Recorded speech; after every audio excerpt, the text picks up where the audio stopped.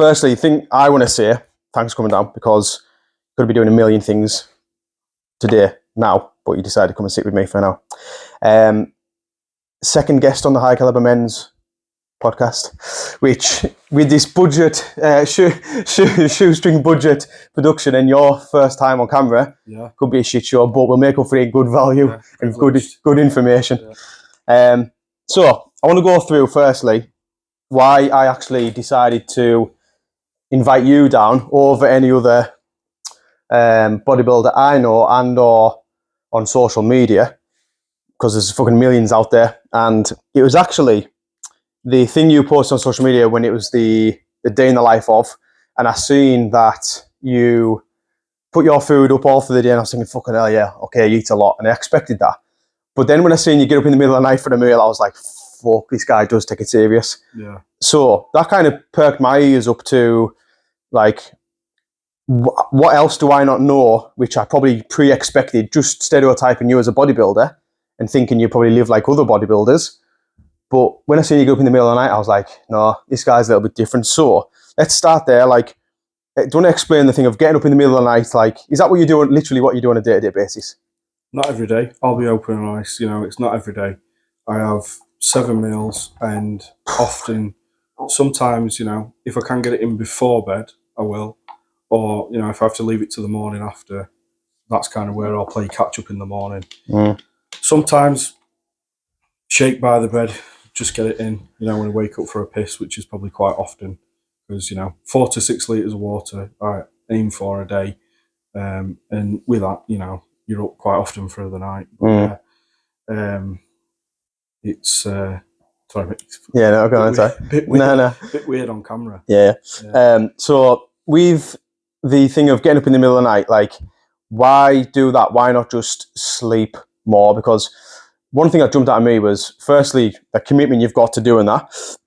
Secondly was like, okay, like, that, because last person I heard of getting up in the middle of the night for food was fucking Ronnie Coleman and that. Yeah. You know what I mean? When you see it on the documentaries. So just more so out of general curiosity for me as well, why not prioritize sleep? Well, it's purely down to volume of food. So when you're eating 6 clean meals a day, it's very difficult to then have room for more. You know, we can add all the fats we want. We can add more fats to pre, more fats to post, but it becomes counterproductive. It affects your digestion. You can't physically eat that much food. Yeah. So then it becomes, right, we need to add another meal. Makes sense. Yeah. If that meal is pre-bed supper, that's great. If it's added on to your breakfast in the morning, you know, like I sometimes do, that's fine. Yeah. But yeah, that's purely the reason for it. Just because you can't get it in during the day, and just because you're eating that much food. That much food, you got, you know, other things going off through the day. You got to train. Yeah. My son, for example, he goes, I think we're up to 5 after-school clubs, work, coaching, purely to then prioritise time for more food is very difficult. So it's a case of, right, this meal 7 is a bit of an add-on, ad hoc, pre-bed, first thing in the morning or middle at night, you know, and it is what it is. It's you know, unfortunately, when you're trying to push the size on, it's what it takes to actually push that size on. Yeah. And yeah, if, for example, with a lot of my clients, you know, it's not the same approach I'd take for them. It's goal dependent. It's what you want to do. If you strive to compete at a high level, you know, it's what's necessary. Right, so we could go into a few different tangents here from what you've made, but let's stick with the food side of things. Do you want to run through a typical day of what you do eat from start to finish? Yeah. Do you mind pulling my phone out? Just go on. Yeah, of course, yeah. So currently, I'm in a bit of a diet phase. Got a holiday coming up. It's not how I'd normally run things in terms of being off, but, you know, it is what it is. Do what you got to do. I'm focusing on the bigger picture. I view my physique, you know, and everyone should, as being in a continual state of flux to serve a bigger picture. My bigger picture is 2024 competitive season. So right now I need to get myself nice and receptive for when things do come back on. get myself in a position post-holiday where I can push into a little growth phase and then go full on into prep for competitive season. It was one of the things I was going to go into as well in regards to how you do approach kind of building, because I don't know, maybe when I first knew of you, I found you seeing the gym, whatever, like 3 years ago. You've been on a constant bulk since then, where most bodybuilders kind of do a year, maybe 2 max. Like I've never seen you not bulking. Perma bulk, yeah. No, there's a little bit of that, and it's so speaking with my coach Sasan, right? We have ambitions of being competitive on stage, and I was at a position end of lockdown start of lockdown, so that was March 2020. 264 pounds, perfect starting point to then cut back and start a prep. Lockdown happened, which was a fucking nightmare for everyone. No access to gym equipment, mental health completely gone to shit. It was a nightmare. So it was then at that point, right? We make the best of a bad situation. So, you know, doing home workouts. Can't imagine you doing home workouts. Well, yeah, it was terrible. It was circuit training. It was literally a circuit, body weight squats, which are ridiculously difficult, actually, you know, if you incorporate stuff like that. I mean, it served its purpose to maintain 264 pounds of tissue without actual weight pressing, to go from high intensity, all out, balls to wall training to home workout in a shitty little house which was renting, which was a different story, was horrendous. And like, if you can remember from back in the day, my Instagram rants were fucking through the roof, just because like my mental health was suffering that bad. We're probably going off on too many times. Yeah, it's all right. I can keep you on track, don't worry. But yeah, so 2020, right off, started the gym, started looking into that, focused on business. 2021, and then from that, it was like, right, I need to get back to where I was. So it was a bit of, we're focusing on the gym 2021. 2022, really sort of to pull it back. There was a few phases of growth, then cutting back, growth, then cutting back. So each time I've been at that heavier weight, I've come back in better condition and more capable of carrying the weight, if that makes sense. When you first go up to that weight, it's very heavy. It's very difficult because you're a lot heavier than normal. Getting up the stairs, tiny shoes, everyday activities. We'll go into the trades off and that. That's what something I'm really curious about, like, to be fair. So that all that becomes difficult. We'll move on to that later on. So yeah, but each time was coming back better.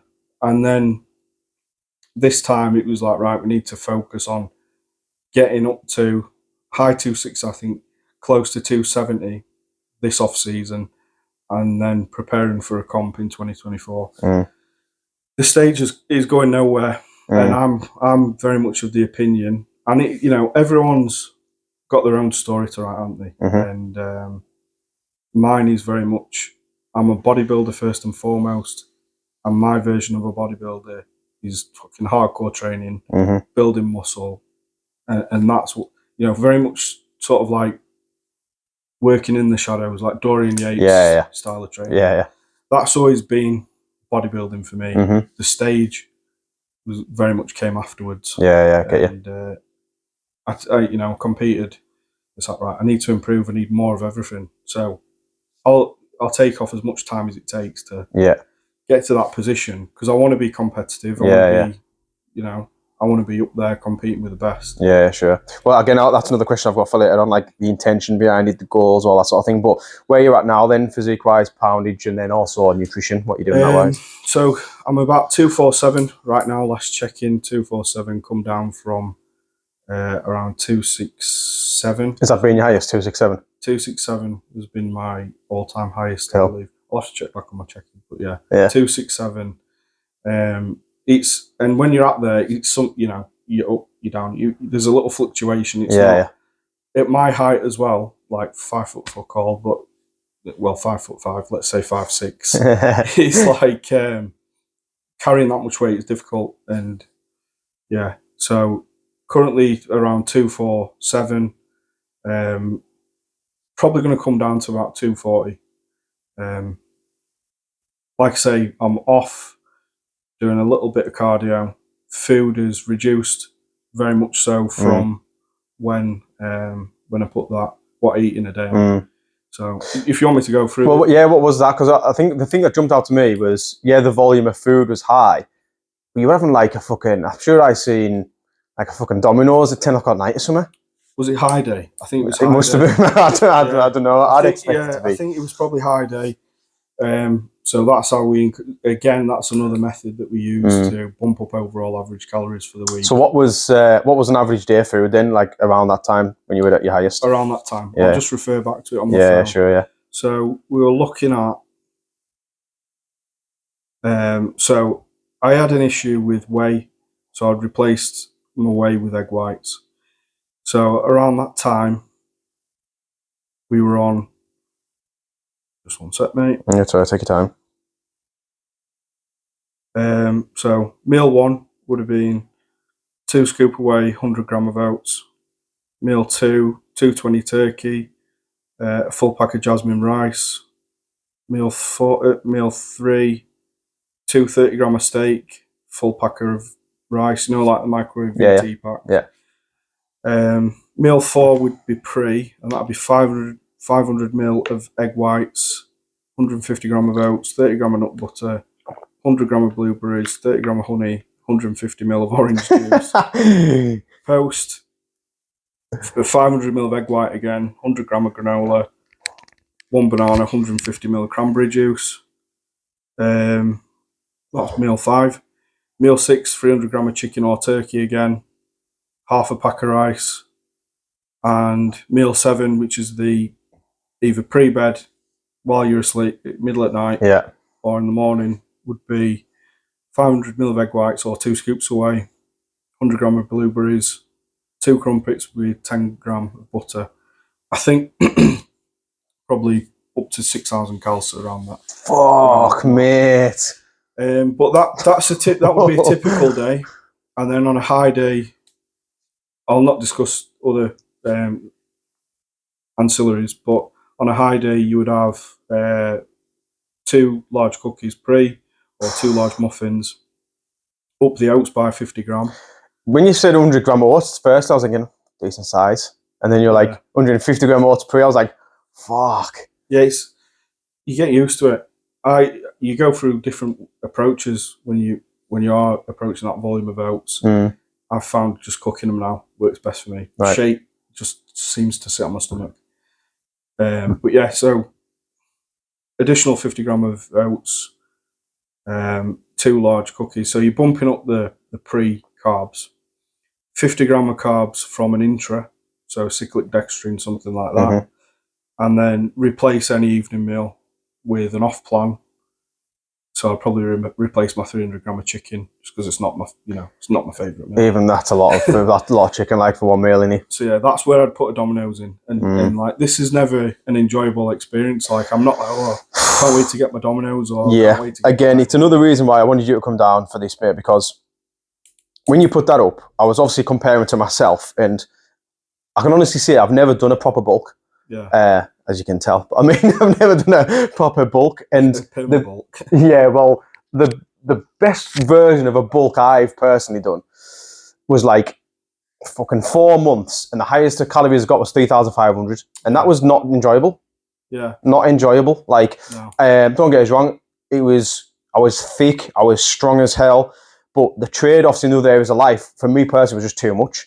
Yeah. It's only recently, like maybe over the last 2 months, I've actually went down to 2 meals a day, just because I didn't even mention this before we started the cameras, but I'll go through what I'm doing. I know it's completely different goals, but more so because I found every time I went to bulk and increased my food, like the worse I felt, like energy-wise, mental clarity-wise, and just with my own goals now, I've got no intentions of competing whatsoever, but I just felt a lot better. A lot of fasting. Like, I presume you've never done a fast before? No, I do. Oh, do you? Sometimes on a rest day. Oh, class. It's to give my digestive system a break. So sometimes for the first few hours of the day, maybe up till 12 p.m, I'll just fast. And then I'll, fair enough, there's a bit of catch-up to do. Peak off season, you struggle to have that allowance. Yeah, to of do course, it. yeah. But you know, it is something that I do incorporate every now and Yeah, then. yeah, Just cool. when I'm very much. I'm a big advocate of auto-regulation.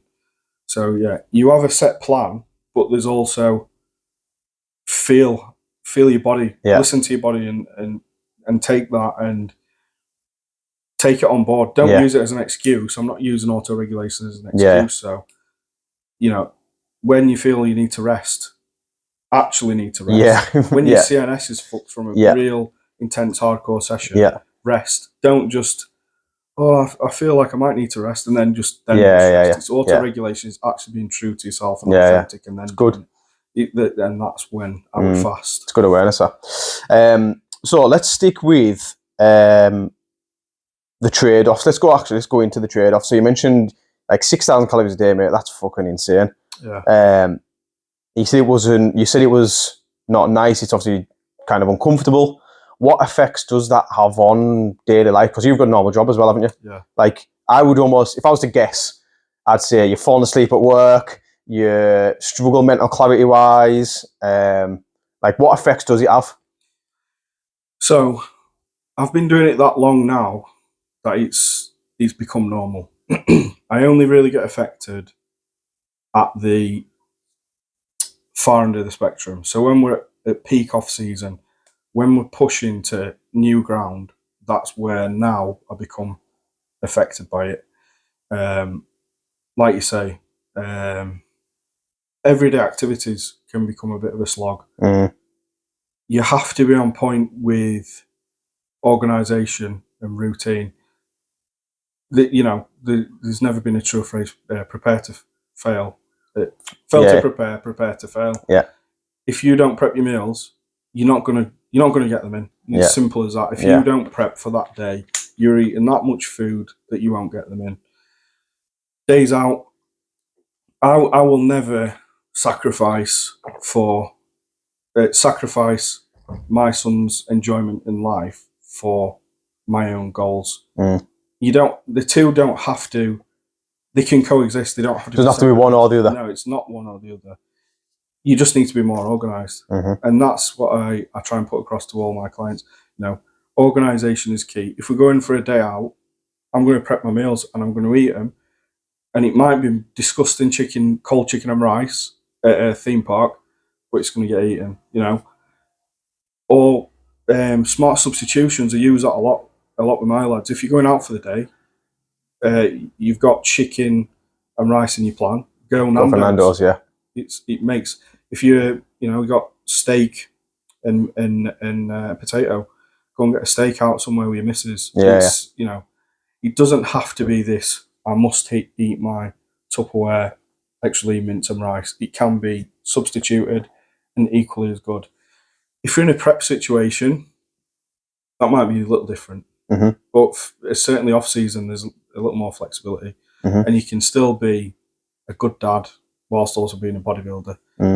Dorian's my favourite bodybuilder of all time. My son's named Arnold, but Arnold's not my favourite bodybuilder.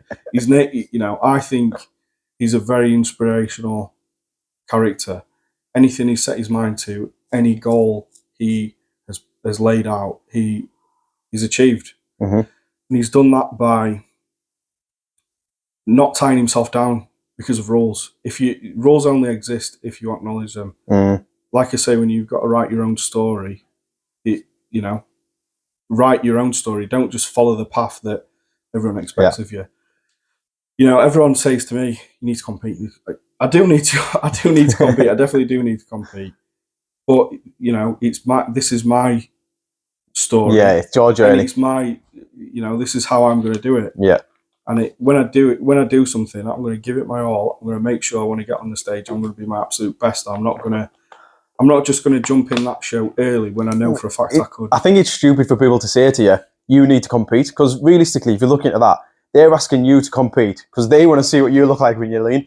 They don't know it's best interest for you. I think it's a compliment, though. It's like they want to see what's under. I might just be, a bag of secondary. I could just be a fucking fraud. But hopefully not. Yeah. So What trade-offs. So like you mentioned, you know, well, you tying your shoelaces, fucking walking up the stairs. Does it get to the point where like that's difficult? Yeah, Like, is it like it's so when you first touch new weight, no matter if you're 190 pounds and you go to 210, or you're 280 and you go to 300, when you touch that new weight, it's difficult. It is very, very difficult. I can almost imagine you start finding new things which you didn't realise were difficult before. Like your mobility, yeah. So you build new tissue, so your mobility is limited, becomes limited. You know, like putting your jacket on and that. Yeah, stuff like that. For example, at work, I had a set of what we call arc flash coveralls.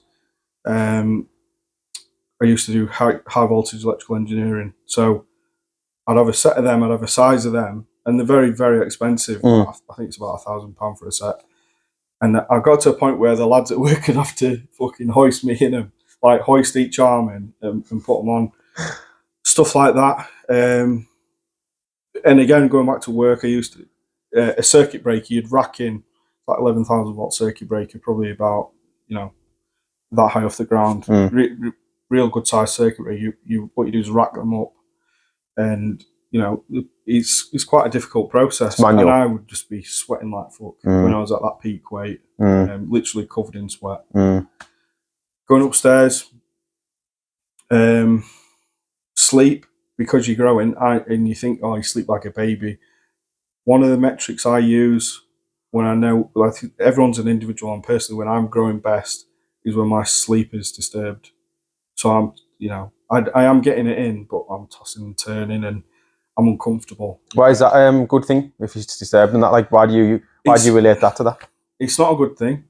You know, I'd rather sleep, but I know for me that is an indicator. When I'm seeing the scale go up and when I'm seeing physical changes, I'm noticing my sleep is affected. And like that's a trade-off, for example. That's not positive.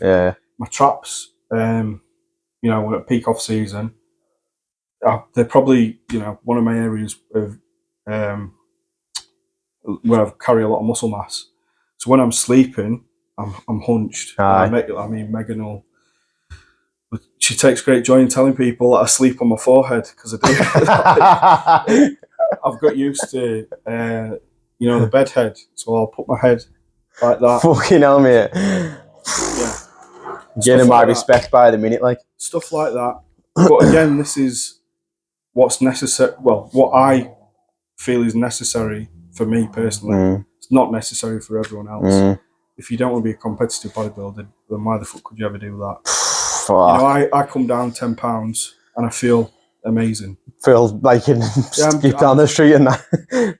When you're first doing cardio at the heavier weight, you feel like you're chugging air. It's like breathing through a carrier bag, something like that. You know, breathing through treacle. We first doing it, but then what you find is because of the high intensity training and you're performing. Everyone thinks, oh, you know, you're just a big fat bastard bodybuilder or whatever. But high intensity training, I challenge anyone to go in, leg press 500 kilo for 12 to 15 reps and not be gassed. Yeah. Do you know what I mean? Yeah. You've got that muscular fatigue. Yeah. But there's also a cardiovascular element to it. 100%. Again, that was another question which I think fits in perfectly that I was going to ask is, what is your take on the cardio to benefit muscle building? Because it's something that I've probably only came across in the last year, because I think my old opinion was wait, leave cardio for the prep, if you like, and when you're getting lean, it's a tool you can bring out the bag to introduce later down down the line if you hit a fat loss plateau. But then from a like a muscle oxygen uptake point of view and a cardiovascular point of view, like these some of the clients that I work with that are muscle building, I do ask them, like, was it muscular failure? Or did you just gas out, and was it like system failure? Because if that's failing first, then it's probably the sign to do some cardio, right? Yeah. So everyone is completely different, and my approach to clients is on a per client basis. Personally, like you've just said there, when I'm peak weight off season, I'm gassing out. My strength is ridiculously high, and I try and maintain that despite my body weight. But I know it's like all it takes is, you know, a few pounds down, because my cardio's increased. I'm actually performing better in my sessions. Mm. So yeah, I personally think it can be beneficial, but if you, for instance, are a hard gainer, and I don't always like to use phrases like that, because to me that means you're just not eating enough in the past. You know, I don't think it's necessary. Similarly for steps, I'm not a massive advocate of steps for everyone. Some people it works for, other people it doesn't. If I want to keep a constant output, I might put steps in. For someone who is maybe a hardcore bodybuilder, potentially no steps. Yeah. And they're fine with the additional cardio. Yeah. And ensuring they keep a consistent output. Yeah. But yeah, the key thing for me is everyone's an individual and has their body responds differently to cardio and things like that. Class. So sticking on the thing of trade-offs, because it's I find it quite mind-blowing. Just because it's so polar opposite for how I live my life, and I didn't actually know a lot of this, and you know, I thought I knew. Being in the fitness industry and around bodybuilders for a lot of years, I thought I knew a lot about it, and I guess you're opening my eyes here. What other things, what is there that people may not see, like in my position? I've got a little insight into it, but anyone who's maybe watching back and watching the record and that they may be thinking about getting into bodybuilding, what, if you were to almost try and put them off and say, these are things you're going to have to kind of deal with, so like tying your shoelaces. Like I did not know tying your shoelaces was difficult. Okay, if I looked at Ronnie Coleman, I'd understand, but you know, you're just a fucking year older than me. You're a lad who lives around the corner almost, and it's like we've got similarities, but you struggle to tie your shoelaces. Like what the fuck? That's mind blowing to me. So sleeping on your forehead, like that's nuts, mate. Like, is there any more of that? Because I think, it's blown my mind. So, you know, I'm 5'6" and peak maybe 270 max. I can get away with things more than if you were 5'11", 300 pounds. Does that make sense? So yeah, I do face a lot of difficulties, but the taller bodybuilders who are even heavier have it a lot worse. What about like little things like, you know, getting in and out of cars? Like, is that an easy thing? Like, is it? I know it's like mobility and that, but I mean, everyday stuff seems to be like what I would grant as simple. You're saying is hard. Well, because I'm used to it, I don't really pay that much attention. Yeah. You know, going to my lad's school and sitting on the kids' chairs, that's a bit of a, you know, you look like a bit of a fool there. I personally, what I don't like is unwanted attention, which people are like, oh, what are you talking about? You're a bodybuilder. I don't bodybuild for other people. I do it for myself. And I hate the unwanted attention when, you know, me and Megan have been out. When we went to Mexico, I wasn't even that big. I'd just done a show. I was on a rebound. I was getting called fucking Rambo. Hey, Rambo. Yeah. I think everyone probably gets called Rambo. Yeah. There was a guy there walking the opposite direction to him, to me. And him and his missus walked past and they were like, Megan had heard him say, I'd still fucking smash him though. Something like that. Who does he think he is? Some like big fat fucking old guy. Yeah. And I just like, whatever. Like, I'm at this nice resort. I'm not going to cause it. But Megan is, like, me and Megan are like Bonnie and Clyde. She goes for the kill. I have to rein her in a little. And it's the same goes both ways. But she's got my back 100%, and she hates stuff like that. I can imagine it being quite annoying. The only thing I can relate to that is when I was in Spain, I was super lean, and people stare like fuck, and it's rude. And you like, someone on the outside could argue, oh well, you've got to accept it because you're super lean, or because you're a bodybuilder, or because you look like very unordinary to a degree. You're going to almost have to accept that people are going to look. But I think there is a difference between someone having a look and thinking, I'll smash him, or fucking hell, good effort, despite what they're thinking and looking. But then there's also like staring and just being rude. You know what I mean? It doesn't really, you know, I say that it bothers me. It's stuff like where people think that you think you're 10 men just because you've got muscle. I'm not a fighter. I'm absolutely not a fighter. You know, I've got muscle. If I get a lucky punch, yeah, the weight behind it is probably enough. But you know, give me 10 seconds, I'll be gassed. No. I did a jiu-jitsu session at my son's where he does jiu-jitsu, tap out, knockout in Empire. Trevor fucking ruined me, like, and he was just like toying about. But like, that's something I want to pursue post bodybuilding. Yeah. I said to Sass, is it something we look at now? You know, it's kind of, you've got to make the choice. I was doing bag work for my cardio, elbows, wrists getting inflamed and that. And it's like, what do you want to do? Do you want to be a bodybuilder? Do you want to be a proper bodybuilder in terms of what I'm thinking about what a bodybuilder is? Yeah. Or do you just want to be this guy that does bodybuilding, does a bit of jiu-jitsu, does some boxing? Yeah. I love it. I absolutely love watching my son do it. And it's, you know, 100% what I want to do when I decide to pack everything in. I love the contact sports when I'm going just grind watching my son boxing and karate and there and that. But you know, you need to pick what you're doing, really, especially with bodybuilding. Yeah, totally. Quickly check the cameras, and then I'll perfectly lead us on to. That one's still recording, I think. Cool. Let's just double check. Maybe tilt that a touch. That'll lead us perfectly into. Fucking hell, I think we'll be alright here. Trying to think any more trade-offs. And now green lights all the way. I suppose time for me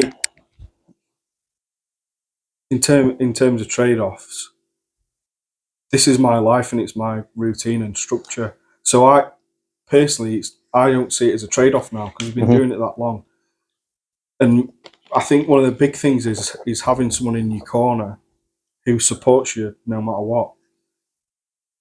Even so, that's publicly, she might, like Megan, for example, support me no matter what. And then if, you know, something is amiss, she'd pull me, but in private. But yeah, having that person there makes it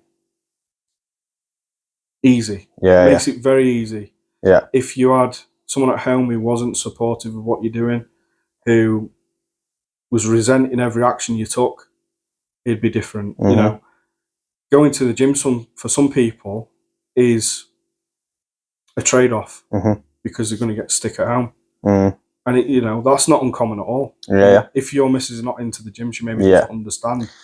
Yeah. The old, do you have to go to the gym tonight? Yeah. But me and Megan both go to the gym. We both understand it. Yeah. We've got no family up here. So even bigger still. So a typical day, we're both at work, Arnold's at school, collecting from school, bit of tea. On a Tuesday, for example, you go karate. I take him karate. Megan goes to the gym. She'll meet me at karate, take him home, get his tea.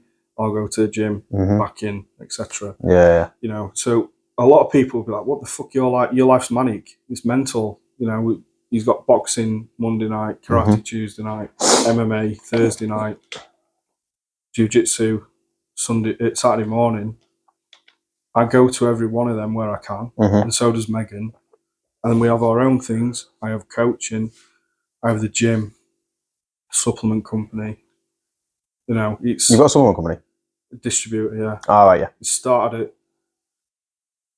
Been getting things in place. Oh, yeah, cool. I didn't know that. Maybe cut that bit out. Yeah, no, cool. So, let's go on to...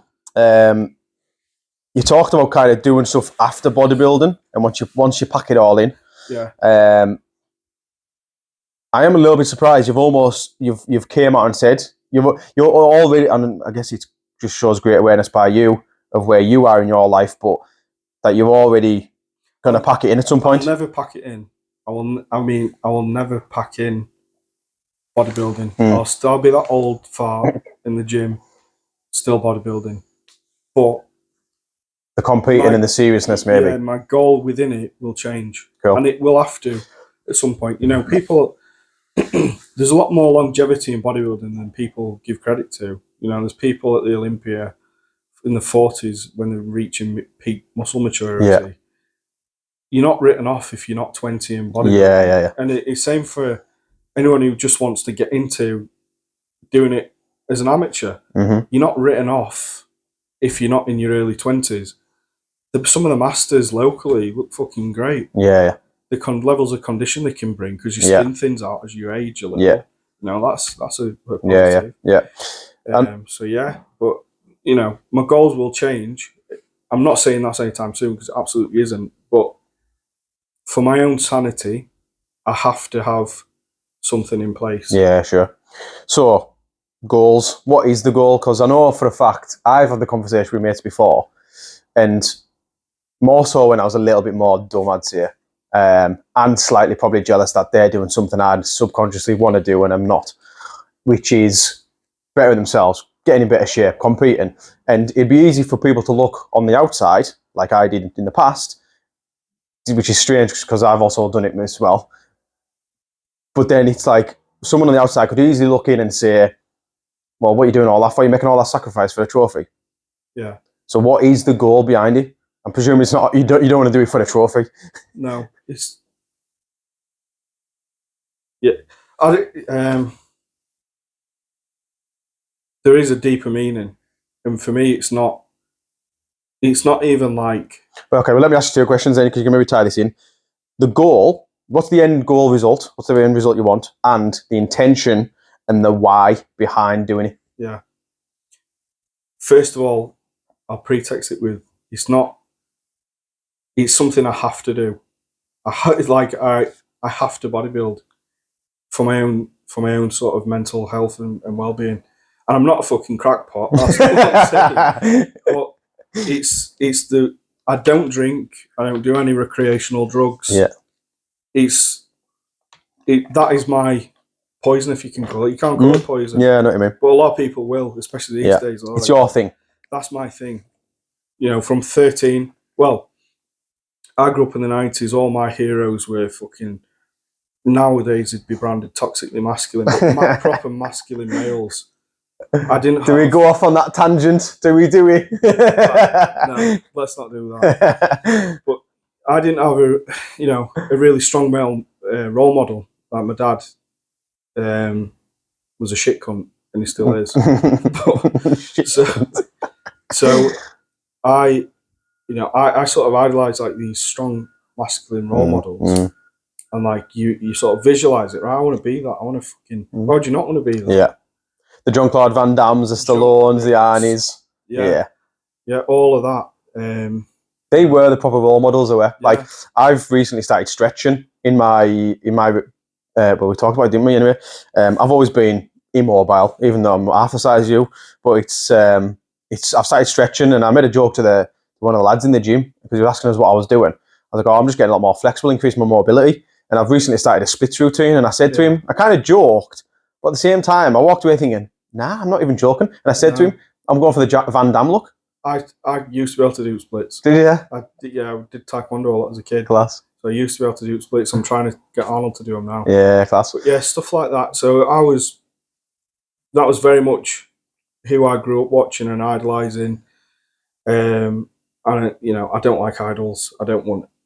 For me, I want to be my own hero. I don't have any sort of heroes, and I've had opportunities to meet people that I would probably, other people would say, that's your hero. Yeah. I don't want to meet them because I don't want them to destroy this image I've got of... They do say don't meet your heroes, don't they? I don't have to meet them. I've heard people meeting Stallone, and you sat there in front of a fucking Rocky Balboa canvas, and if I was to have any role model, it would be Stallone. Well, it wouldn't be Stallone, it'd be Rocky, which the underdog, it's that story I like to take from. That's a story. Yeah. It's not the individual. Yeah, and I've heard people meet Stallone and fucking completely have a bad interaction with him, whatever it is, whether it's caught him on a bad day, whether they didn't get the expectations met or whatever, and they're just left totally disappointed. So yeah, I get that. It's like this worship of celebrity is the biggest crock of shit. Yeah. I've ever Sam known. Smith's my new role model. Oh, he's a fucking piece of shit.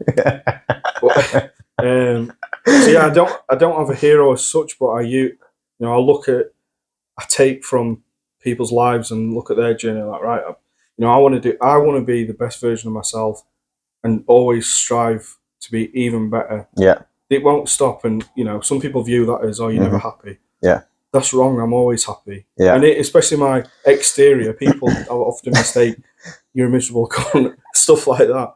I'm always happy, and I try and have stoic principles. Yeah. Life throws shit at you, and it's like, all right, water off a duck's back.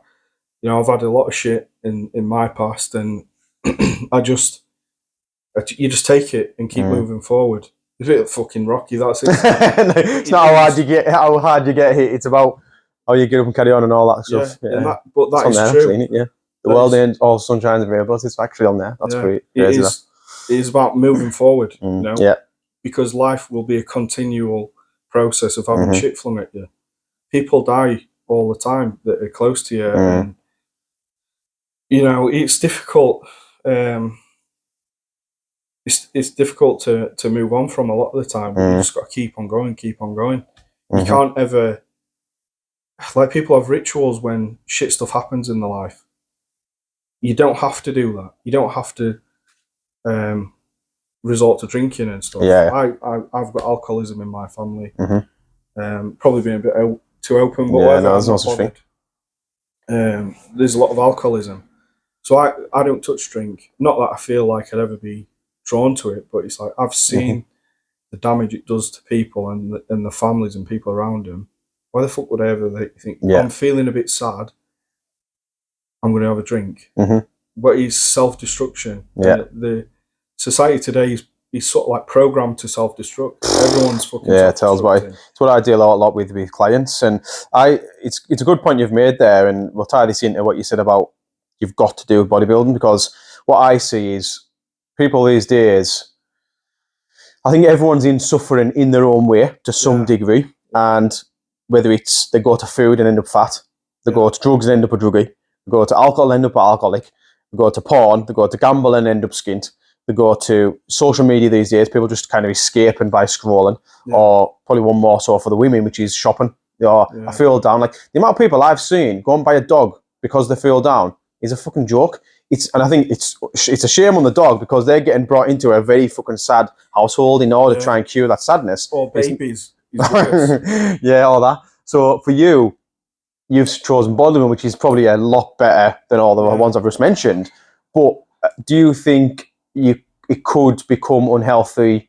I think anything in too high a motivation is unhealthy. Obviously, all those I've just mentioned there is detrimental on the self. Yeah. Would you say your choice of bodybuilding as your vice and what poison, as you named it, do you think that could become unhealthy? To a certain extent, where the compounds necessary to compete at a high level over a long period of time can take its toll. Monitor blood work, things like that. Ultimately, above all else, the weight and, you know, blood pressure will be the most negative things which are going to impact you. How do you monitor your health when you're that? Because I guess it's one thing I actually don't really have any insight into. Never had to do it. I never had clients that do it either. So how do you monitor your health when you're the kind of peak off season? And take my blood pressure.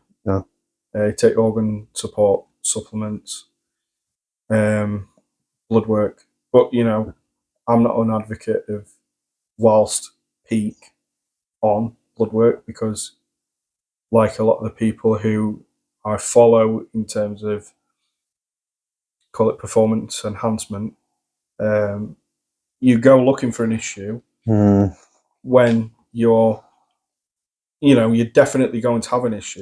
Your blood lipids are going to be skewed. Your test is going to, test is going to be sky high. That's what you want. But everything else around that is likely going to be skewed.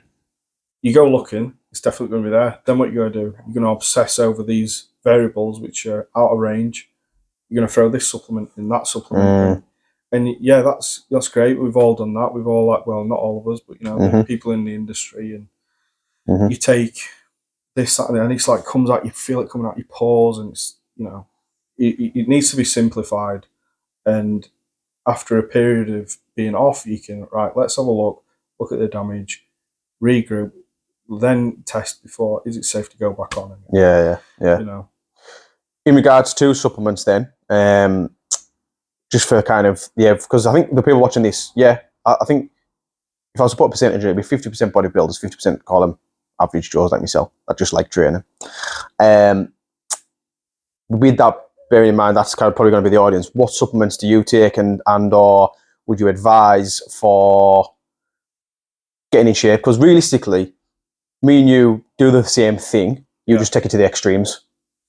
So I think it's very simple. It's got to be very simple, and it's got to be cost effective, because if it's not, most people aren't going to do it. So D3, 100% in this country, everybody needs to be supplementing D3, especially with the weather as shit is. We just don't get enough UV exposure to get that.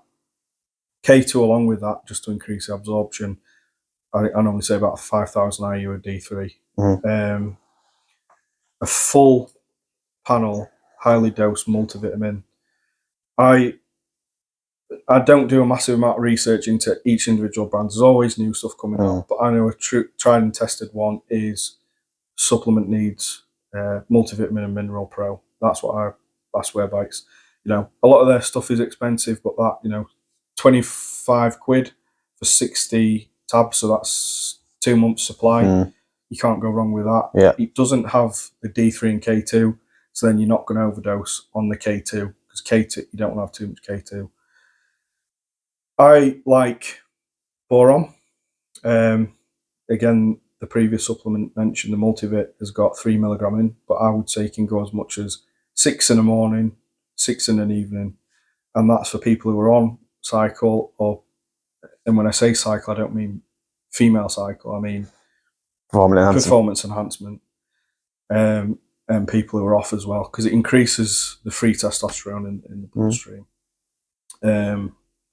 Creatine is an obvious one. 5 gram a day at least. You know, you go to a GP and someone's got kidney failure from creatine.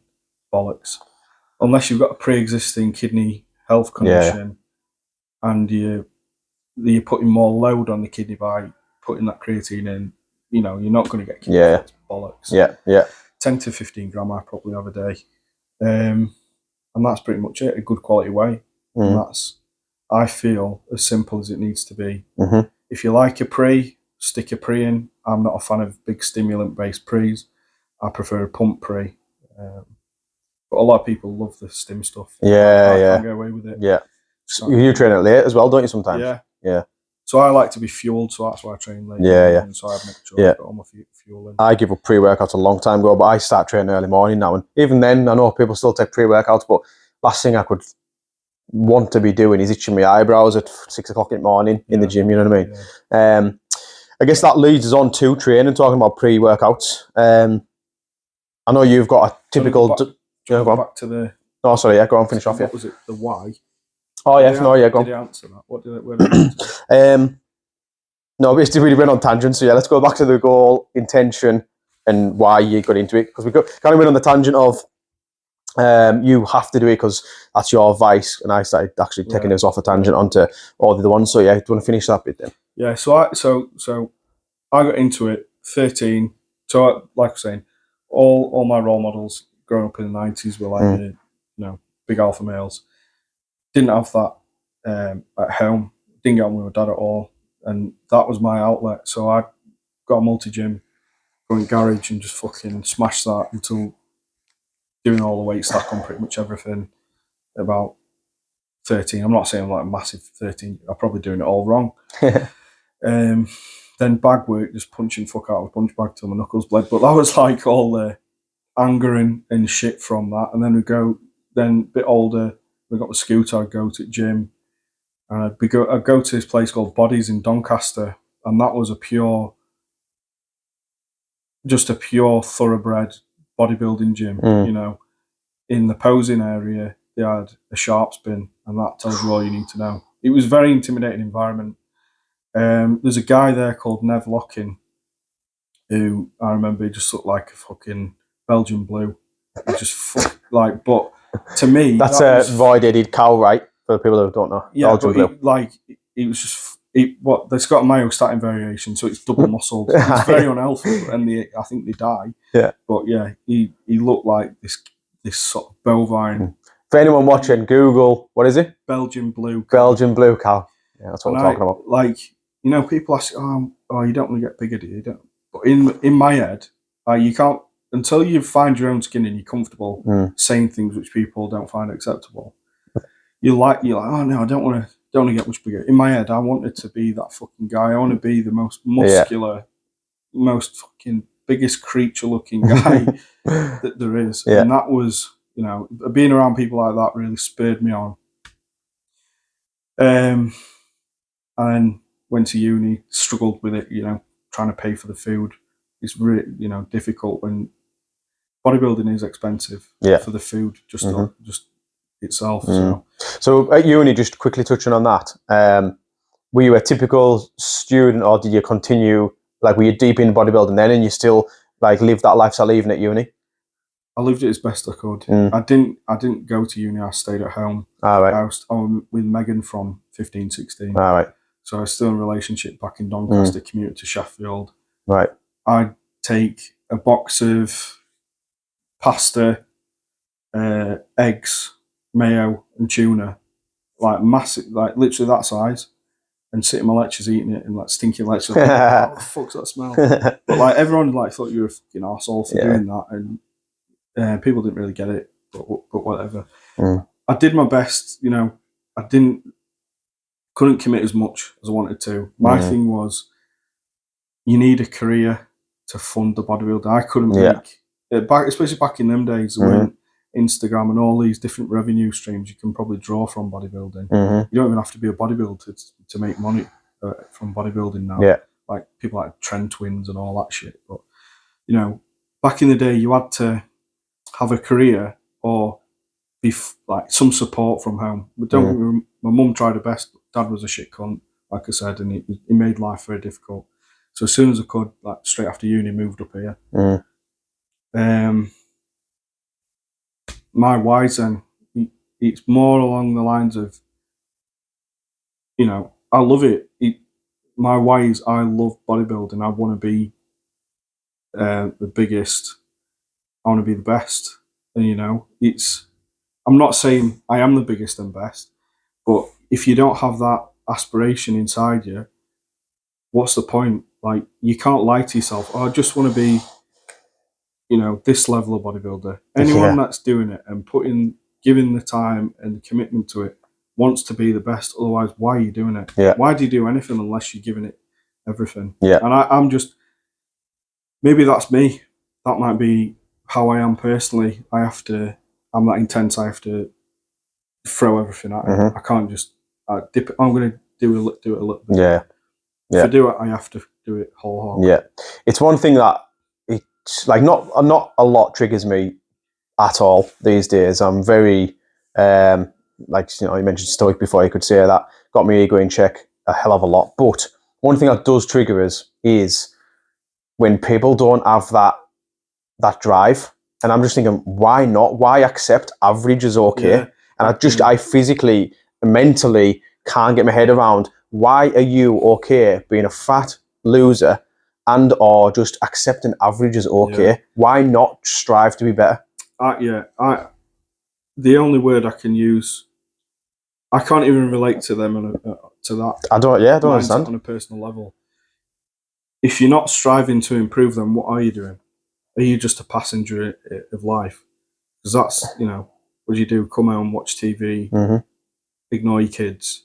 Like, it sounds very judgmental, but, you know, I can't even relate to that level of person. And you kind of have to surround yourself with other people like that. If you associate with them type of people who are just the passengers of life, then what are they? I'm not saying there needs to be a trade in terms of what have you got to offer me, but it's like the energy. You need to match each other's energy.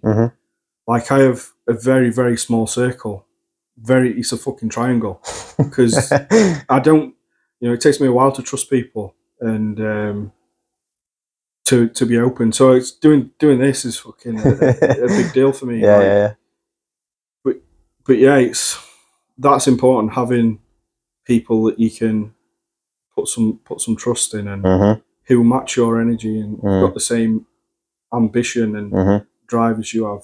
Where do you think your kind of drive comes from then? Because I know for me, Personally, like all through school, I did feel average. And if you'd asked me, I don't know, 5 years ago, describe yourself, 5 years ago, yeah, I don't know, maybe 5 years ago, I'd probably describe myself as just an average kid from an average area with average parents, an average this and that, and a really just average guy.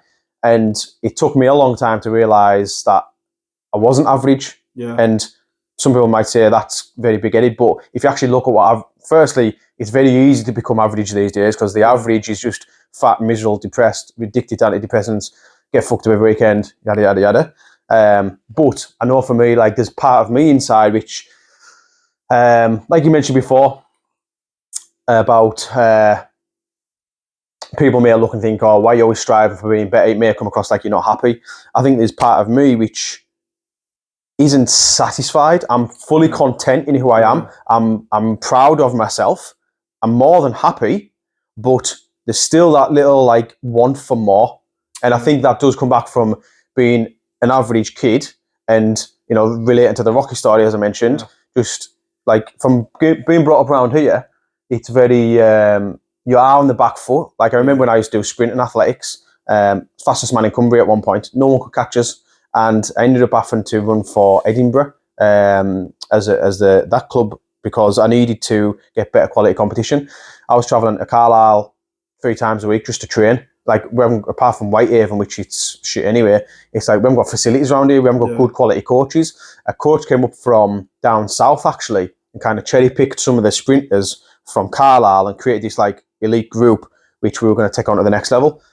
But if you live in, let's say, in Manchester, where you're surrounded by good facilities, you're surrounded by good coaches, your kind of chances of success are a lot better. Yeah. So then it was like, okay, well, I'm a little bit like an underdog, and I want to prove people wrong, almost. Yeah. So there's many different reasons why, I guess, kind of I've went down that route and why my drive is the way mine is. But where do you think yours comes from?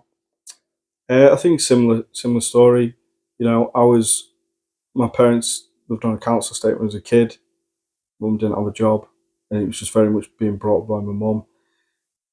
Primary school, underestimated as fuck. You know, my reports were as a quiet young boy. Didn't really probe into any more than that. I was, you know, to the table. I remember this always fucked me off, and it still fucks me off now. We were put on table in year 6, and it was like mice, fish, foxes, squirrel, owl, fucking badger. So like clearly the more intelligent animals like owl and then when you see, oh, that person's on that table, you know, these are all the intelligent kids, these are these, and I'm on the fucking stupid table. And it was like, I just felt like, fuck you. Yeah. Like, because my parents I don't come from the best background and I'm young. Yeah. Like mum was 18 when she had me, which is, I don't know. Pros and cons. Yeah. They looked at that like I was a fucking shit house and thick, and they'd already written me off in primary school. Year 7, I was very good academically, and I don't know if that's because I had something to prove. You know, my grandma was a big influence in where I am now. She was very much like, you know, she was the smartest kid. She had a fucking horrendous childhood and stuff like that, but she'd take herself off to the library. And I think she learned to read it about some stupid age. I don't know, 5 years old. She was reading like proper adult books. But she only, I say only amounted to, that sounds terrible, but she was meant for more. But she was like a chef in a power station. Yeah. She had more potential, but only stopped at a chef. Yeah, she had she had an alcohol problem, and I stayed with my grandma a lot because of problems at home. And you know, it'd be every fucking night. You don't want to be that person doing this. No offense, dustbin men. They always get a fucking bad rap. It's a good job, but you don't want to be a dustbin man. You want to be the person sat behind the desk. Blah blah. Like fucking every time, pecking it into me as a kid. Obviously, must have done something. And everyone's like, "Oh, you need." Back in the day, it was like careers were the way forward to get good money. So I was like, "Oh, you need to be an engineer." So that's what I did. Got a master's degree in electronic engineering, and you know that's I've got my career and everything. Mhm. But that's my career. That is Yeah. what it is. Mhm. Pays the bills. Yeah. My passion is bodybuilding, and it Mhm. always has been. Mhm. So just on the note of like what you mentioned about your upbringing with like, obviously you mentioned your dad was shit cunt. You said your grandma had alcohol problems. Yeah. Yeah. So Quite a few people in my family. well, yeah. So quite a few people with a upbringing like that, which you could just say is not ideal, not the perfect upbringing. Everyone's got their own version of that, but yeah, not ideal by any means. If anyone was watching this thinking, oh yeah, my upbringing wasn't ideal either, but they're also looking at you then thinking, well, I've let that upbringing kind of affect me in a different way to how you've let it affect you. Yeah. And they're watching and then they're relating to you. What advice would you give them? Don't conform to your environment. Don't. No, let me rephrase No, that's it. all right, that. Let me rephrase it. It would be, don't be limited by your upbringing and the environment in which you were brought up in. You are your own person. You aren't your parents. Mm-hmm. I always think people say blood is thicker than water. The people that say that are the people that are fucking terrible parents that use that as an excuse for them to still be in your life. Mm-hmm. It's not thicker than water because sometimes you can get more from someone who is a complete stranger. Yeah. You dictate, you write your own story. You dictate your own circumstances. So, I had alcoholics in my family. We had other things. My mum got beat up by a drug dealer in front of me when I was 5. That affected me a lot. It affected my confidence. I think that's why I was quiet in school and stuff like that. I was timid. I was fucking timid, and I hate it. I hate the thought that I was timid because now I try to be, I'm not that kid anymore. Yeah. And it took me a lot of years to fucking be this person I am now because, I feel like how could you, I don't know. You don't want to stick like that little kid and follow that on into adult life. Yeah. But how could all these people around that kid allow that to happen? Mm-hmm. Like, how could this shit cunt who lived over the road who beat my mum up? Like, my grandma was there. She was always there to try and protect us. She actually went round and stabbed this woman's door through, but she was a police grass. So my grandma ended up almost getting charged with attempted murder for whatever. Yeah. But there was all that kind of shit. Yeah. Very, very bad relationship with my dad. Don't talk to him now, to the point where I can't mention, but there's something. Yeah. And yeah, that affected me on a deep level. And then, but growing up bodybuilding, everyone around you is like, "Why are you doing that? What are you doing? Are you bulk down?" Someone said to me, "Oh, you're big enough. You don't need to get any bigger. Bulk down." It's like, fuck you. I'll do what I want. Do you know what I mean? Like, you don't know what the vision that I've got inside my head. In fact, a lot of people still don't. Yeah. Megan probably does, but when people say you've got to dream, you got to believe. They fucking say. Well, they dream big enough. Yeah, you got to dream big. You got to, and you will never get there unless you believe in yourself and believe that anything is possible. Because anything is possible. Apart from, let's be real. If I wanted to play basketball, I'm not going to be a basketball player. There's some people who are limited getting into bodybuilding. They might not have the best genetics to be, the best, but they can still bodybuild. Sure. Is that still recording, by the way? Yeah. Sure. It's a good point you've made there about your upbringing and your environment. Like, I'm so fascinated by how we are affected by our environment, because I know I've been in the past, with something that I really delve into with clients as well. And, the typical, you are the sum of the 5 people you surround yourself with, and that type of thing. I'm a believer in that. But going back to kind of childhood environment, you've described a fairly, again, far from ideal environment. And from what I see, anyone who's listening who is in a similar boat and or was in a similar boat, there's pretty much 2 kind of ways to go, because you've got your version of your far from ideal upbringing. I've got my far from ideal upbringing. But then I even, like in some of my talks, I give the example of, well, let's take a kid from Chelsea. Lives fucking, got everything. He's born into everything. like even he will have his drawbacks from the way he's been brought up. You know, he gets into adult life and someone doesn't open a door for him, and he's automatically expecting it, and then he's getting hit with the real world so quick, where we've been brought up in the real world. Yeah. You know, so I'm thankful. I'm not a victim. Like, I'm glad that every piece of shit thing that's happened to me. Yes. I'm fucking thankful for it. Yeah. It's made me who I am. Yeah, you've got to be. You've got to be. You know, the biggest form of revenge is your own success.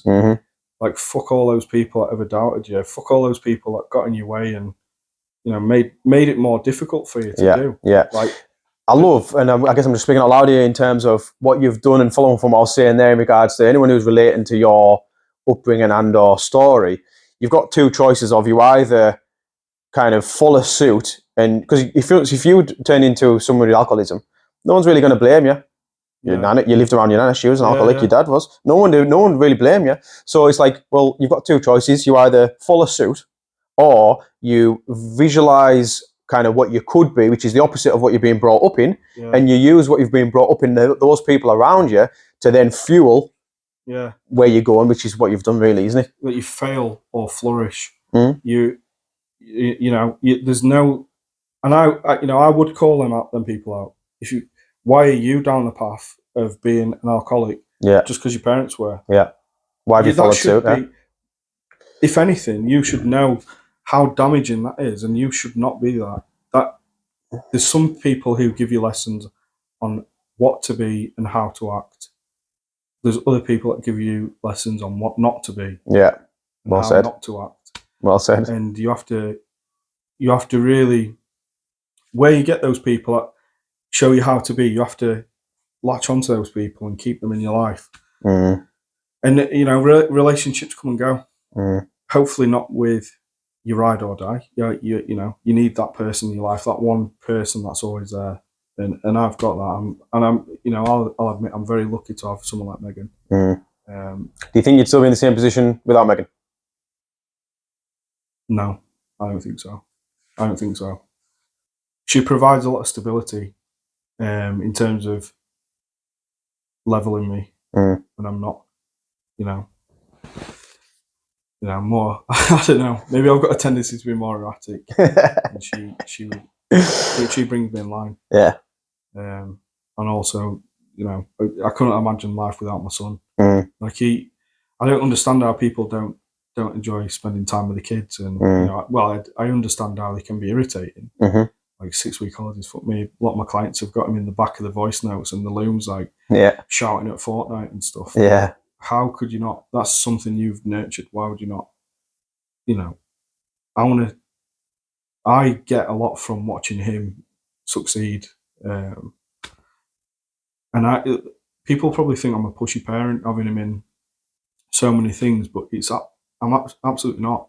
If you don't teach your child early on about structure, routine, and discipline, which are the foundations of coaching, really. Most fucking adults haven't got it. Never mind teaching the kids it, mate. And where do you end up? You have no self. I mean, look at the state of relationships now. People have got no self-control or self-respect, and they'll just, you know, the culture is fucking binge drink, go and shag whoever, that person, without any thought. There's no accountability. People don't have accountability. Oh, you know, I had a drink and I slept with this person. You're a shit cunt then. You know, you don't deserve to have that other person in your life who you've just cheated. Yeah. No, you're right, mate. Culturally, I think we're in a bit of a bad place in this country.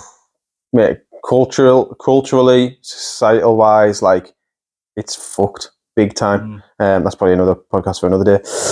But while we're being kind of open and a little vulnerable, then you mentioned about mental health during lockdown. It'd be good to mention kind of what you experienced there, because I had my struggles to a degree. Made decisions I wasn't as pleased with, and or would change if I could go back, as I think most people did. It was a strange time for everyone.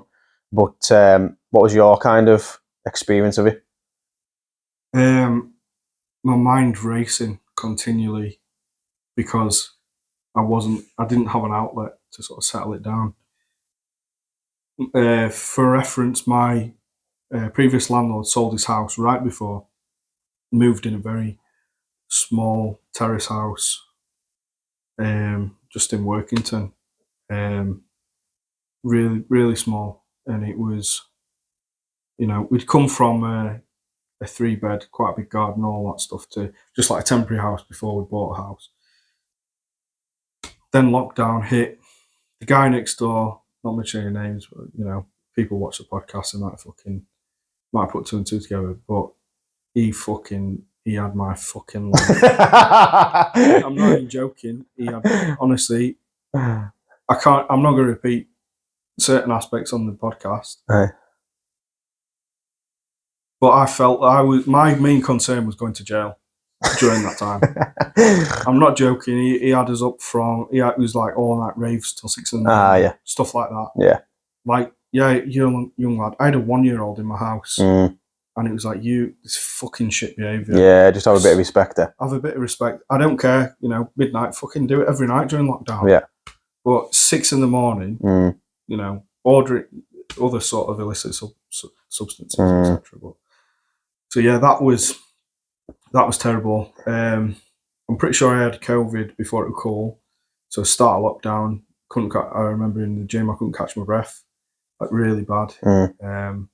But I didn't know what it was. So but you shit yourself then, did you? I shit myself. I thought like I fucked my heart up.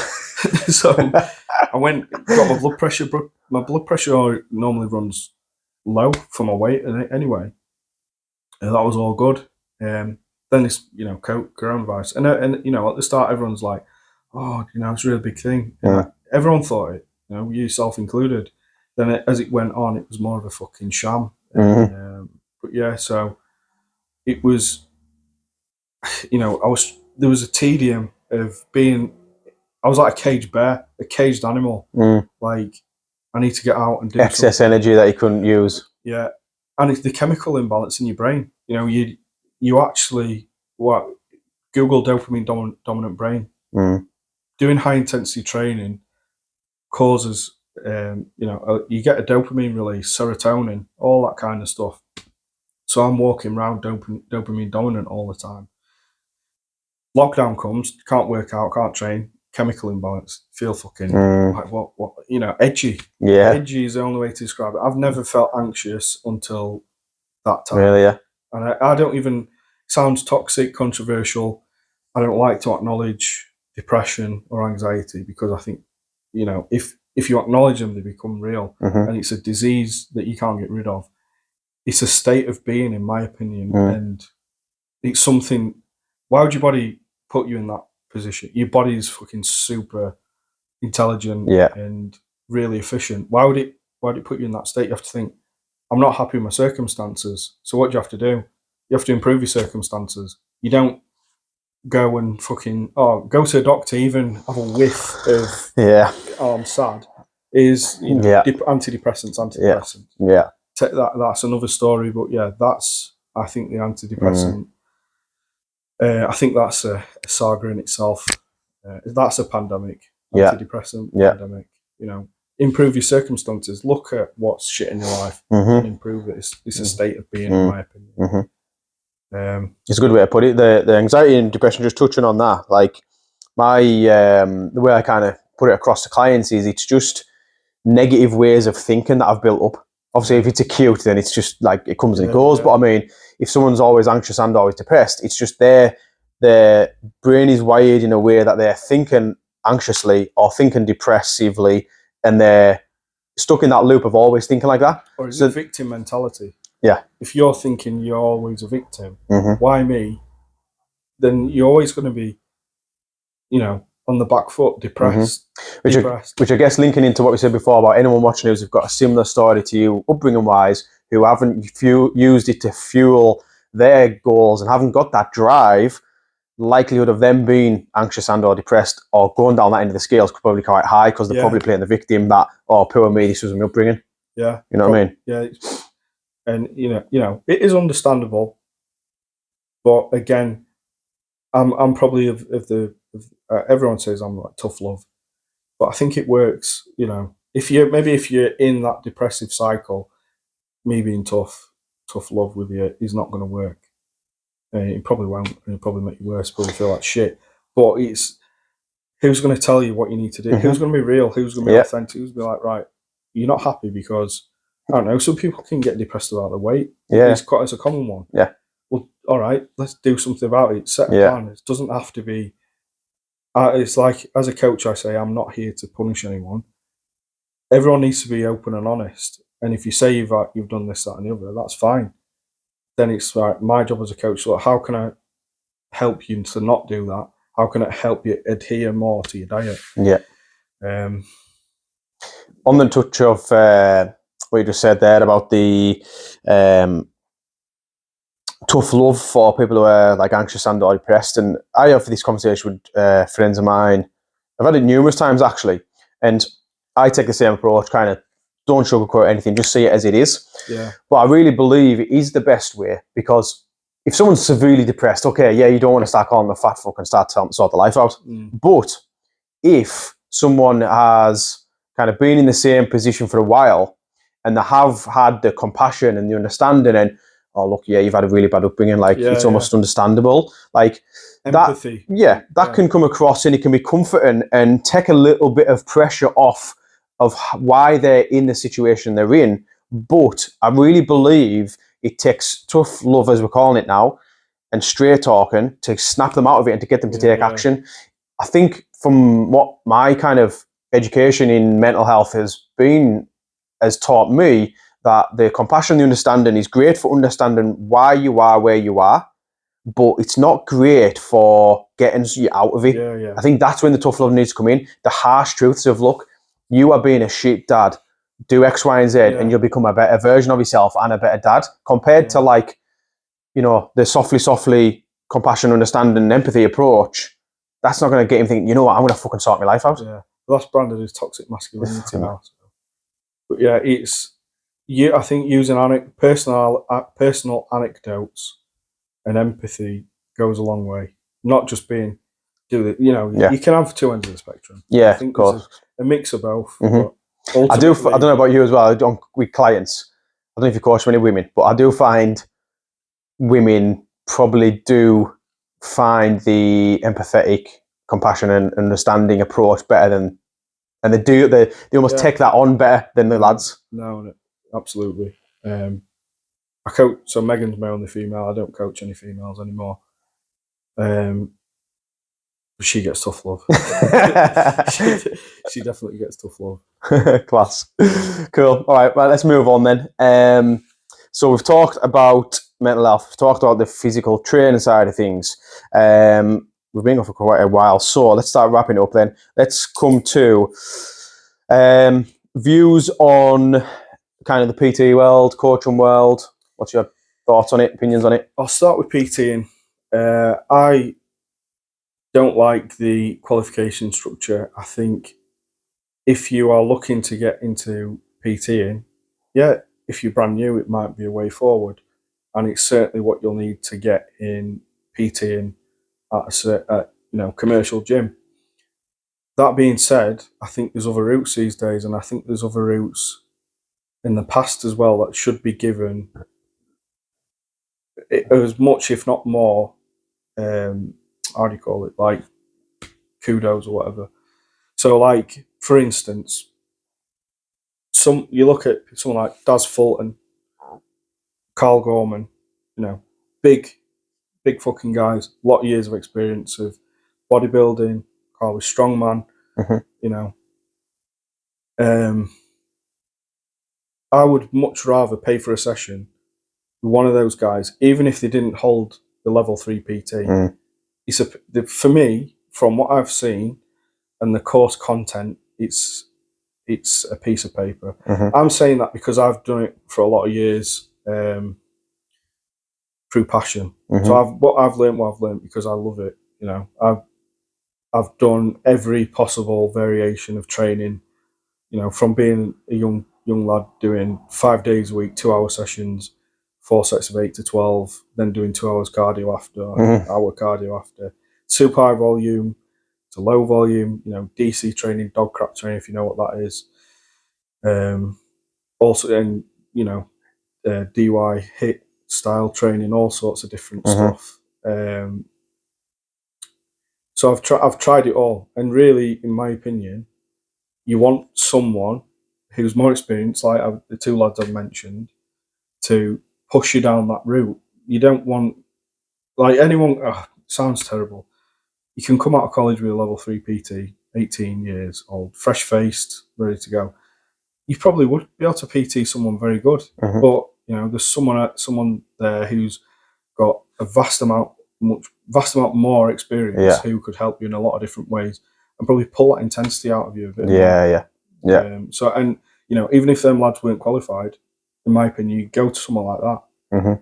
There's champion bodybuilders who don't have a PT qualification. You probably go to one of them. Beyond the PT qualification, you'd look to people like yourself who's maybe done advanced learning in other areas. You've done Coach Kassem. If someone had that, I'd much rather be PT'd by someone who worked with someone like Coach Kassem than someone who's done something at local college. Yeah. Do you know what I mean? So that's my opinion on the PT qualification. Same for like PT at the gym that I am. Just on a slight tangent quickly, talking about like mentors and things like that. What mentors have you had and or in what areas? So obviously you mentioned SAS before. Have you had any other coaches and or? So I went with SAS 2018. So I've been with him over 5 years now. Draw a lot from him. And I went with SAS because personally I liked his vibe. I like him as a bodybuilder. I like the look he's got, I do a different style of training. SAS trains in the way he trains because he's had previous injuries with knees. So he does a little more high volume on legs. I don't think he squats anymore, like barbell squat. He trains the way he trains for himself, and it's worked obviously fucking very well. And if you look at who he's coached by, Chris Aceto. So is he coached by him? Yeah. Oh, I didn't know that. So you're like 2 levels from Chris Aceto. Chris Aceto's had numerous champion bodybuilders. So, SAS will be taking some influence from him. I'm certainly taking a little from SAS. Dorian, Nasty Leroy Davis, Anth Bales, all those kind of DY hitmaster style. I'd love to pursue one of them. It's a fucking nightmare to, you got to go Marbella or something to do DY hitmaster. Mike Mensa, old school heavy duty training. Broderick Chavez, he's an American guy. I forget the other guy's name who works with him and runs it's called Team Evil. There's been a few seminars with people like Dave Crossland. I can't remember the Polish guy's name from Ultraflex Rotherham, but yeah, people like that. I'm drawing from. Oh, I know what you mean. Yeah, he's good. I follow him. Yeah, he is. I think he's Lithuania. Polish, that area. Yeah, but he's a really intelligent guy. He was actually him. JP kind of kick-started it all again for me.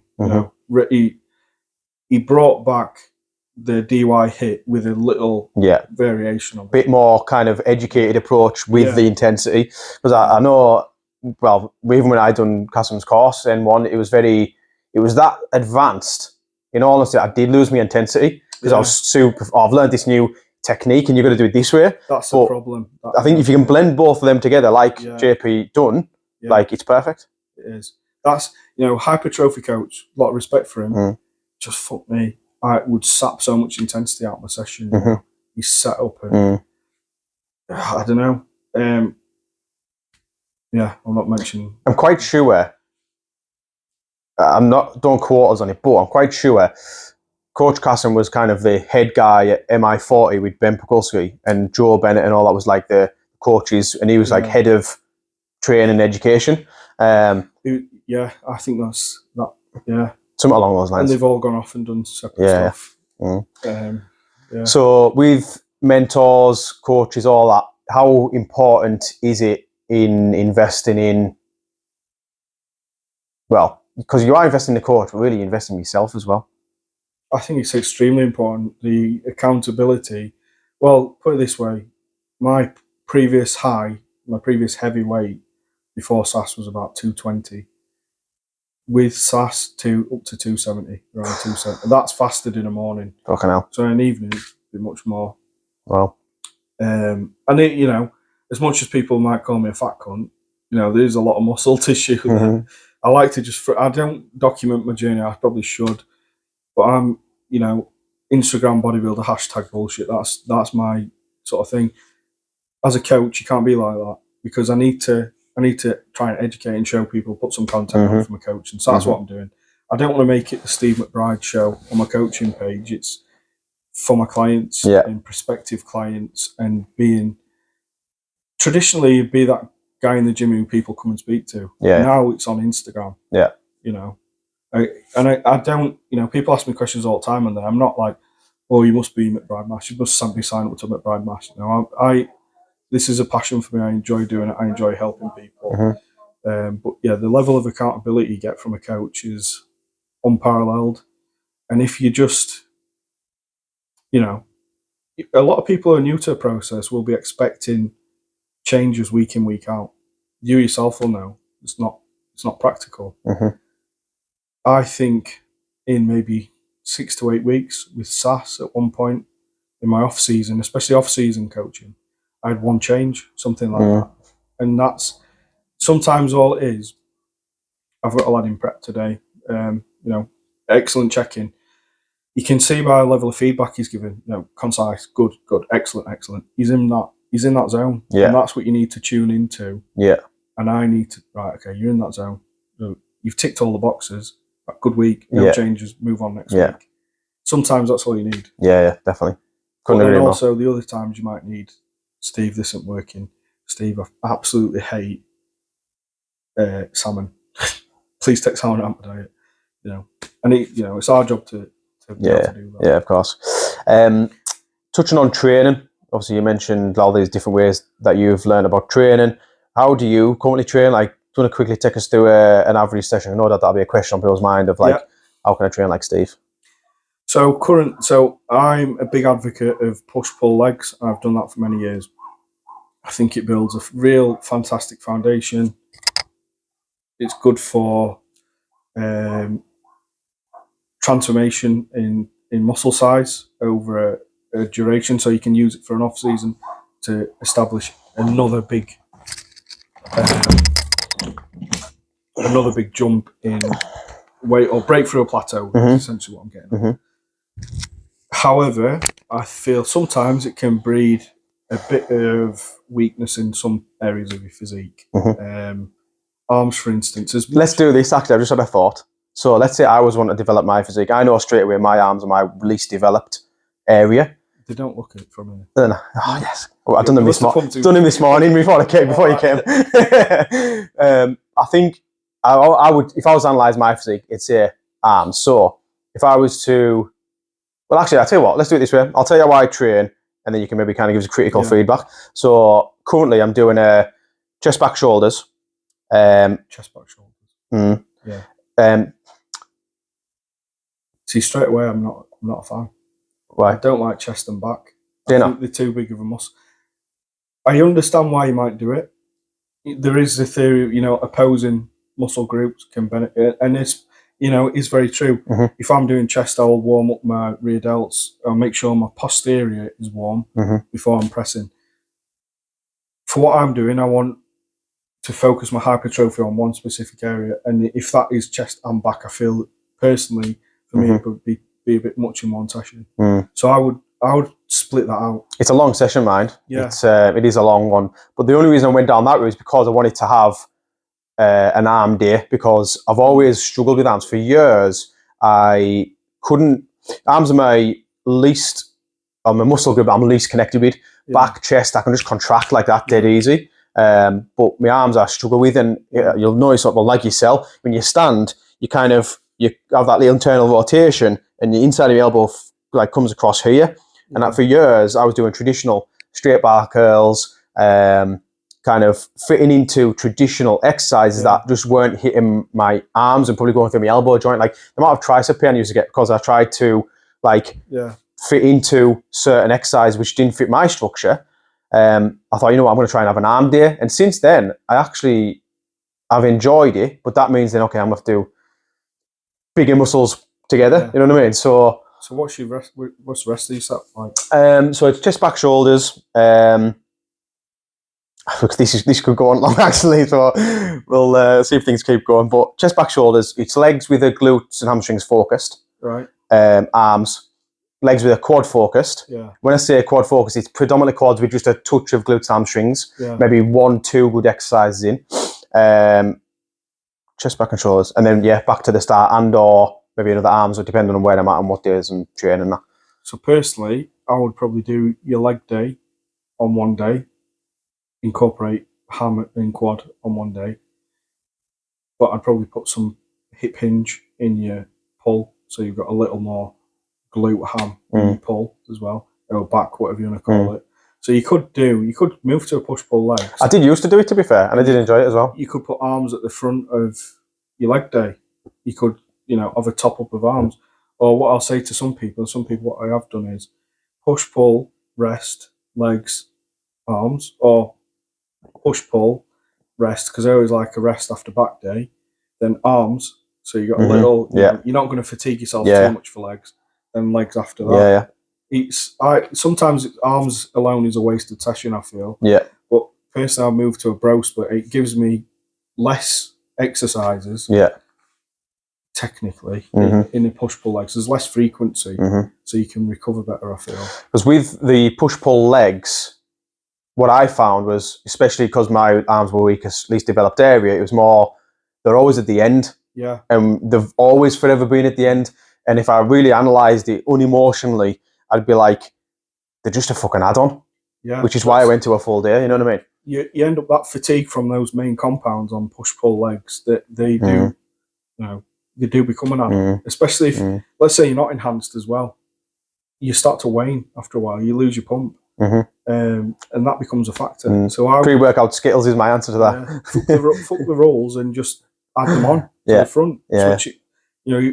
For a pull, if you are putting biceps on your pull day, you're probably going to fatigue them going into your pull. So when you're bracing on certain moves, you might feel more bicep, which is not ideal. But it is what it is. If you want to prioritize arms, you do what you got to do. So if you, I presume you analyse your physique as being quite even throughout like. So I feel like it's been pretty even. Push-pull legs. Yeah. I noticed my arms my arms used to be dominant and they weren't as dominant. So I'm like, right, I'm gonna go to a bro split with DY hit principles and with a bit of JP volume. If that makes sense. Yeah. So pretty much like blood and guts. Dorian Yates, very similar to that. 2 sets, like, enough. I do 2 sets. So Dorian always used to say he did 1. You look at his logbooks, he never did. Really, I don't think he did 1. He probably did. Every now and then, doesn't he? Yeah. But like he had Nasty Leroy doing force reps. So my theory is, instead of the force reps, which can sometimes breed too many sloppy reps and potential injury, we reduce the weight by about 20%, do a back off, and then go from there. So you do top set, back off sets? I do a top and back off. Right, go on. A pyramid up, like I still warm up, I just don't include them. And sometimes I'll throw in like intensity modifier, like drop set. So we train completely different, like, and obviously there is no right or wrong way, but it's interesting to see a different way of training, like. I think it has to be done properly, like you say with the intensity. People need to know the intensity, because if you're just doing 2 sets with low intensity, low intensity is never going to fucking change anything, is it though, really? No, you'll know you've got it right where if at the end of the session you are fucked. And that's really all there is to it.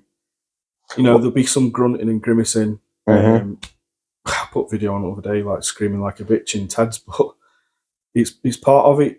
Some people have visceral lifters and that comes out. Other people like What about things like training variables like rep ranges? Do you do tempos? If you pay attention to that, rest periods, that sort of thing?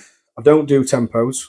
I think tempos sap intensity. I think if you're interesting, if you're like 1, 4, 3, 2, 1, 1, if you're like that, I feel like you focus on your tempo instead of your intensity. Mhm. Instead of, like we talk about fueling negativity. Yeah. I don't particularly want you to focus on the tempo. Yeah. I want the tempo to be right. Mhm. I want the speed of the rep to be right. I don't want to, like this. Mhm. It needs to be right. It needs to be accurate.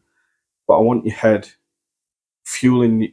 I want your mind wherever is fueling you best. So if that's something shit, something horrible, like a deadlift, you're not gonna. There's some psychopaths that listen to like happy music. Like the deadlifting. It needs to be something that, in my opinion, that's going to draw out that intensity. Yeah, sure. So yeah, that's it's really interesting that, because like I know obviously we train for completely different goals essentially. Well, I guess goals the same, kind of, well, arguably, but similar but different. But yeah, it's interesting to know how you train because like with the back offsets and stuff. And I've been aware of it. I've never actually dabbled with it, so I may even introduce and I'll try a little experiment myself. But with the tempos and stuff, I've always looked at that as, and I get what you're saying in terms of you don't want to take the intensity away. I've always looked at that as that's what creates the stimulus for, like, so let's say, and the example I give to clients is if I've only ever done, let's say, 6 reps with a 1-0-1-0 tempo, or just lifted heavy, which most bodybuilders probably do, right? Yeah. For them to then hold the bottom of a squat for 3 seconds, it's an area of them that they're untrained in, and it's a completely different stimulus. So that's where they probably get more progress. So a different term maybe is time under tension. Yeah. It's a similar process. Yeah. And I encourage that.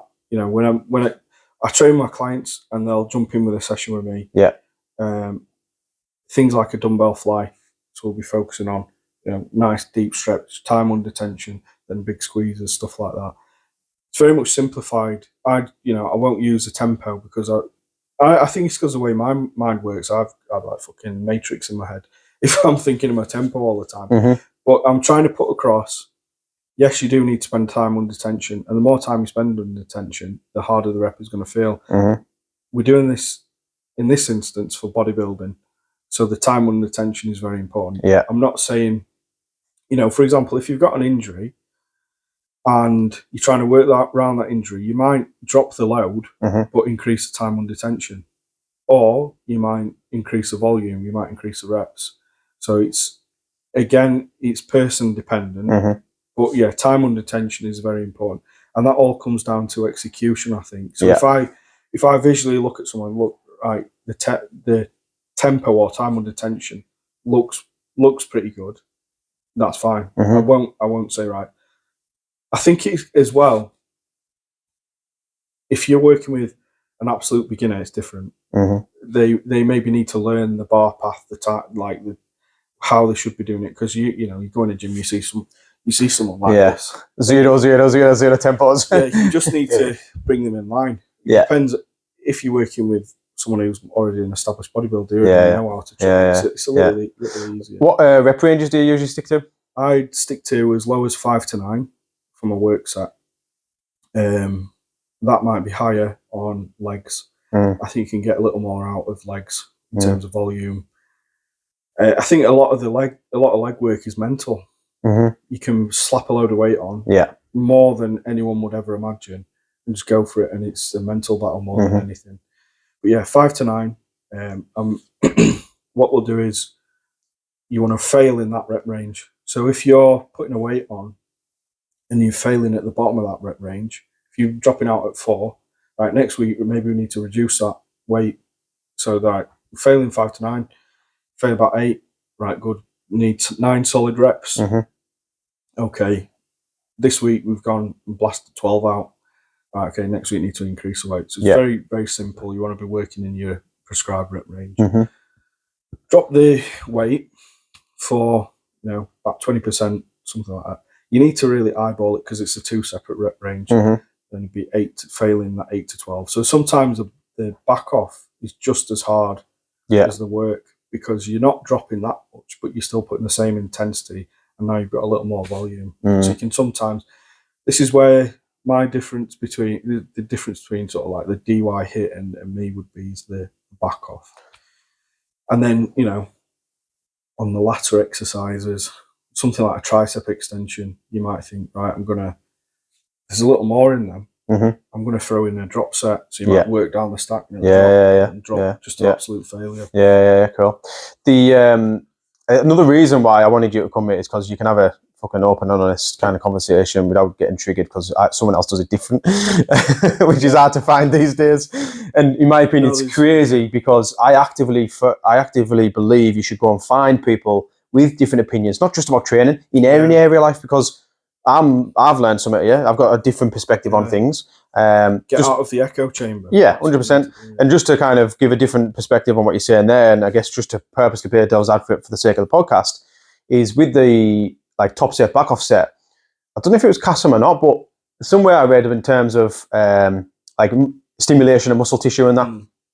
In terms of if you do a top set, obviously, you've had to build up to that. If you do a top set, was it really your top set? Because I don't know if you've ever done a set where you kind of, let's say easy numbers, bench press 100 kilos. Yeah. And then let's say it was, I don't know, just put numbers on it. Difficulty 7 out of 10. But then you've done it again, exact same, but it was a 6 out of 10 because you've fully stimulated everything. Central nervous system's more active, muscle fibers are active, the blood's in there, all that sort of stuff. So then is it possible to fully reach that kind of maximum potential in that one set? You know what I mean? I think so. And I say that in using, so the top set, right, will go to, so I use things like Smith machine. Yeah. I hate free bar. Yeah. Same, I like a Smith machine, yeah. I hate. A vertical one. Yeah. Where I can get one, vertical. I really hate flat bench. It's fucking terrible exercise. But yeah, with a Smith, I train on my own a lot of the time. You can fail. You can go to absolute failure. You know, I'll be mid-rep. You know, I'm not going to get it. I'm going to fail. I'm going to flick on, definitely. latch off. Yeah. That's failure, you know. And then reduce the weight. Like you say, if I went again with that same weight, I'm going to get, from my experience, my chest, the way that I pyramid up my rest. Before the top set. I'm touching close to top set weight before my top set. Maybe for 1 or 2 reps, just so I feel. So I've got that, my muscle connection, that stimulus that my central nervous system is firing. I'm touching close to my top set for, right, you know, say I'm doing 3 plate on the Smith, incline Smith bench press. Right, I'm going to do 2.5. I'll maybe do 3, get very close to it. And then might even do, depending on how warm I am, might do 2 and 15. So only 5 kg off a side. Right, I'm going to do 1. So I know how that feels. It's going to feel very much like that. And then all out failure, work set. Drop the load, 20%. I'll maybe go up to 2.5 instead of 3 plates a side. And again, same crack, go to absolute failure. I won't incorporate a drop that early in the session, but later on, I might stick in. And again, this is auto-regulation and feeling ultimately how my body feels. Yeah. I use machines. I think they're very good for failure as well. Like seated hammer strength fucking press, hammer strength chest press. You know, you can fail at that as well. Go to absolute failure. You can get you'll know because you'll be there. Your chest will be just fucking absolutely fried, and you just have to like flail your arms like that one at Ted's, for example. Yeah, you get stuck in it, so you gotta just like, you know, escape out of it. Yeah. So exercise selection is important. I'm fucking big on that, like big. If not even one of them, with all the foundational stuff like kind of mind muscle connection and all that stuff, like stability and exercise selection for me is like ridiculously important for getting the most out of every set. Longevity of and that as well, totally, 100%. Like, again, the way I've been taught is most muscles are stronger in their length and position compared to the short. If you've got a machine that overloads the shorter position, so let's say as you push out, it gets harder and harder. Well, actually, similar to the, did I see you on an incline bench press or something? And there's one in Empire, and it kind of comes up like this, and it's really, really difficult here.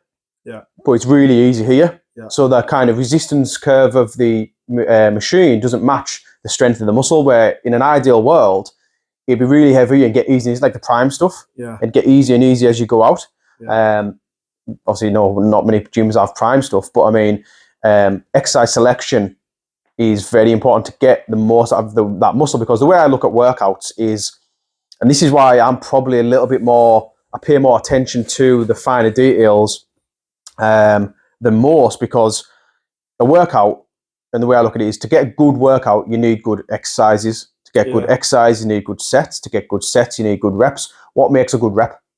That's what you need to nail. Stability, mind muscle connection, time under tension, as you mentioned.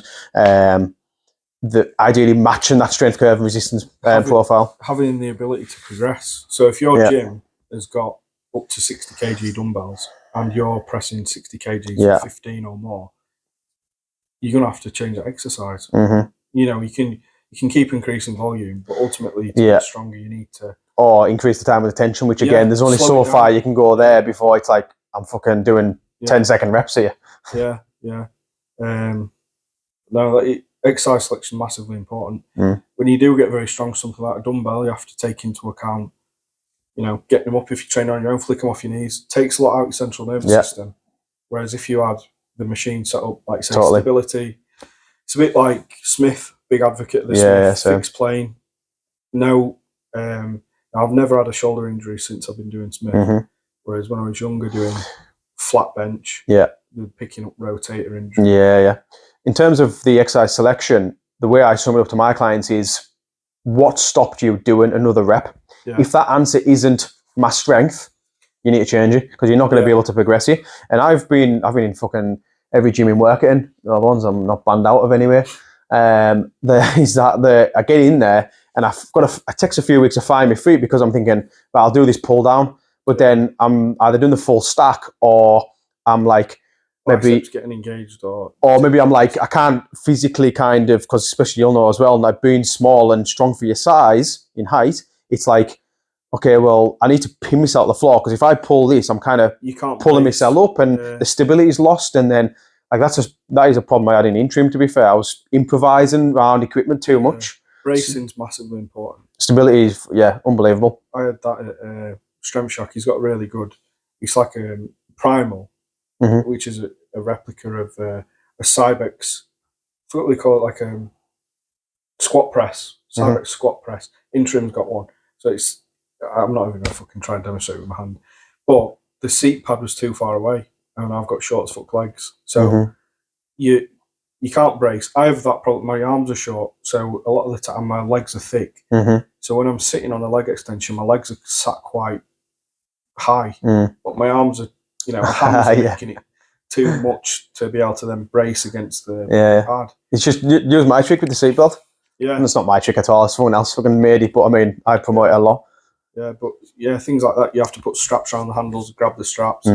If you can't brace, you can't fully engage the muscle. You're not going to get the most out of it, No. Cool. All right. So, anything else you want to mention?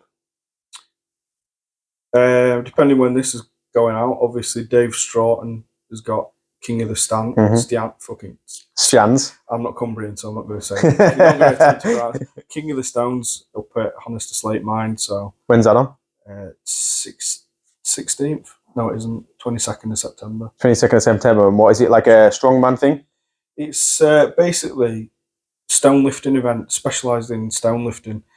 Can't remember all the events off the top of my head, but they'll have natural stones to lift. Nickel stones, where it's like a farmer's, but with a fucking two big absolutely fuck off stones. But yeah, check out his page and stuff for that, because it's every event he puts on is really, really good.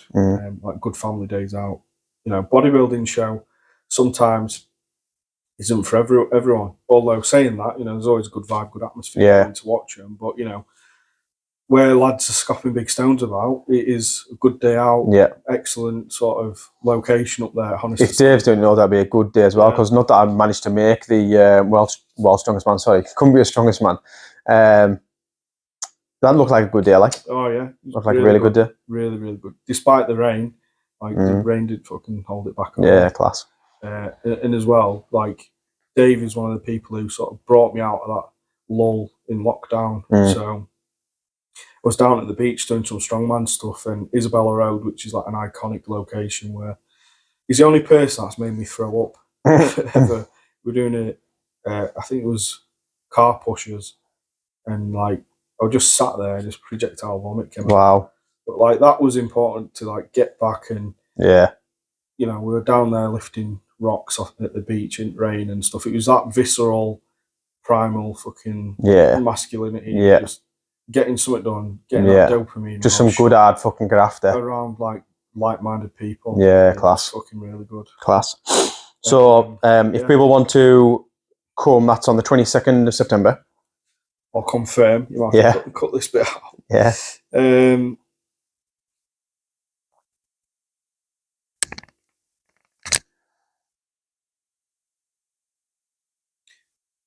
It is on 23rd of September. Nearly. 23rd of September, Honister Slate Mine, Honister Pass. Cool. But check out Dave Stroughton's page, Cumbria's _strongest_man. So all details are on there. Cool. So events are stone to shoulder, 105 kgs, fleet with stone carry, 120 to 140 kg, block press ladder, 80 to 120 kg, buttermere stone carry, 145 kg, and the Honister stones, which would be like natural stones, 90 to 160 kg. So some big heavyweight. Yeah, it's a lot. That is a lot. Cool. And then where can people find you? McBride. So on Instagram at McBride_Mass. That's the best place to catch me. Cool. And all the other details, you know, regarding anything, there's a link tree and all sorts of stuff. There, so. Awesome. And no doubt, obviously, if anyone's got any questions, they can obviously reach out to you. They can reach out to me. They can just ask away. Like obviously, we're both open, and hopefully, if anyone's watched all of this, they'll know we're not dickheads. So we'll just happily help people. I don't think there's been anything too controversial anyway. Nah. I think it's good. I think it's really good. So I was pleased with everything we went through. I think we covered a lot of topics. I'm keen to see more of how you train, or maybe it'd be good to maybe jump in a session with you one day and then vice versa, and I can kind of play devil's advocate in the way that I train. I remember I trained Daz Fulton one time for just for social media. Actually, I wanted a bit of. I was wanting to kind of see what it was like training a bodybuilder, because I've always said, you know, I'd actually best at training bodybuilders, but I'll never get them clients because I don't bodybuild. Because I like to think that based on my experience and my education and what I do, the way I do it would be really good. Because like as far as, let's look at competing, and we haven't really kind of mentioned this too much, but you hear a lot of bodybuilders talk about going to do a show and then 2 days later they look better. Like you hear it a lot, and like I went in that shit and I look like miles better. In my opinion, it's fucking crazy, because that is your job, to turn up on stage that one day after all them months and years of prep and all them months and years of hard work and all these sacrifices, and you miss the mark on that one day. Really, for me, it blows my mind. Me personally, anytime, and again, it may be only photo shoot, but it's still peaking for that one day. Like I never ever miss the mark, ever. And there's no, I leave nothing up to chance. Like I really believe there's not many people that can peak someone for a specific couple hours as good as myself. How do you approach that then? There's obviously before anything gets super lean. You know, that's the overarching thing. If you aren't lean enough, there's no amount of peaking, of course. There's no tricks you can pull out of the bag unless you're not. You've got to be lean. I'm speaking from experience in my own my show I did. I wasn't lean enough. No, but it was a good. For me, it was a good. You know, I know what I need to do. Of course, and that won't ever happen again. So it was funny. You see me and I'm a fat cunt on stage. And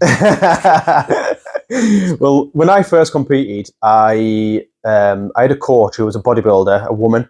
She was like a female version of Ivan Drago off Rocky IV. Funnily enough, she was just like shredded to bits all the time, and she had us doing the typical bodybuilding style training and diet.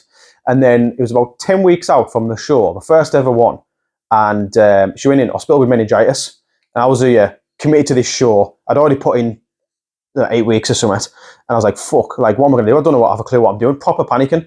The day after, I won a competition with a coach for 12 weeks or something. So I was like, perfect. I've got this show. You're gonna have to compete as like help us compete for it. Rick Hall, remember him or not? His name rings a bell. He was a bodybuilder at the time, but anyway, he took me into this show completely other end of the scale compared to what the typical bodybuilder coach did and the way that he coached us and stuff. And he introduced about 4 weeks out refeed days. So I know that's a term, cheat days, refeed days, gets thrown around, especially in the bodybuilding industry. I've always done mine a hell of a lot different to what I've ever seen before, which is really, really high carb, really high sugar. It's like up to 1,000 grams of carbs, really low protein, really low fat. Is that before? Is that like a few days out? So no, so he started this 4 weeks out, right? Because I was lean enough, and it was strange how it happened, and I'll tell you the first experience, and this will be good information for anyone who is lean enough. When someone's been in a deficit for that long, as you don't know, everything starts to slow down, metabolic rate starts to slow down, the subconscious movements during the day start to slow down, they sit here and don't move rather than sit here and tap the foot, they pull themselves up the stairs rather than skip up the stairs, all that sort of stuff, right? So everything starts to slow down, and I was maybe 8%, between 8 and 10%, and I'd done this refeed day, and it was like bowls of cereal, it was bags and bags of jelly babies, just pure sugar, and I tell you what, mate, there was absolutely no fillings. I'd have 6 crumpets with jam on, I'd have 2 bowls of cereal, a bag of jelly babies, and then half an hour later, I was fucking starving, right?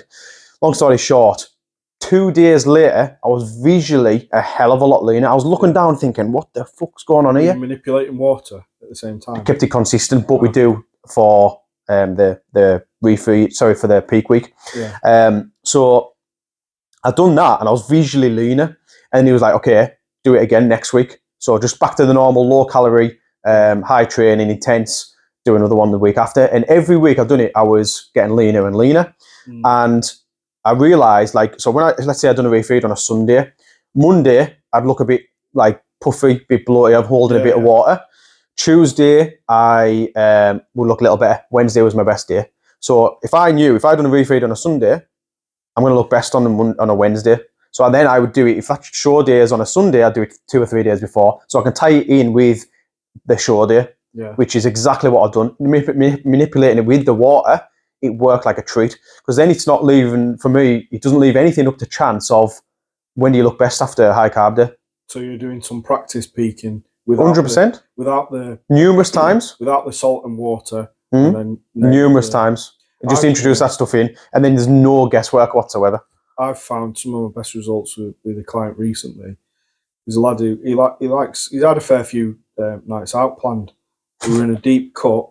We were prepping.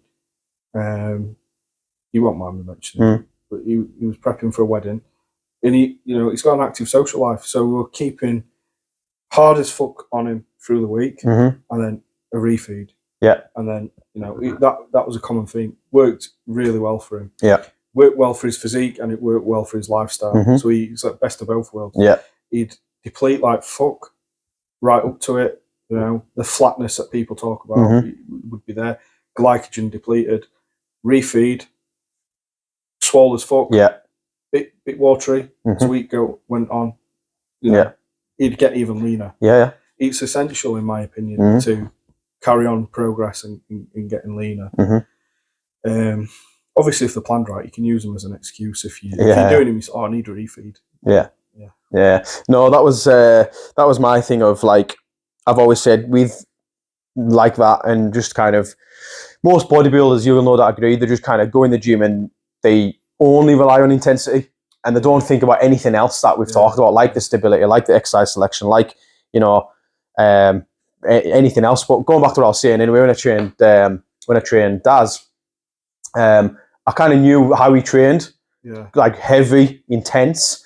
So the minute I said, let's just back off a minute, let's squeeze the fuck out of muscles, let's improve his mind-muscle connection a little bit with just a bit of normal kind of exercise execution, and then let's pause where it's hard and increase the time under tension where it's hard in the reps.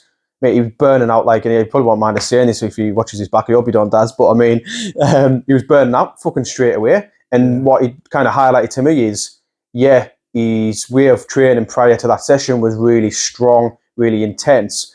But if you can also find an area that is a stimulus his muscles aren't adapted to, there's area for progress in that area. Because the way I kind of periodize my training and my clients' training is I'll periodize it in terms of, like, let's say it's a strength block for 6 weeks. You don't go above 8 reps, and it's 1-0 tempo, and the goal is to get strong as fuck.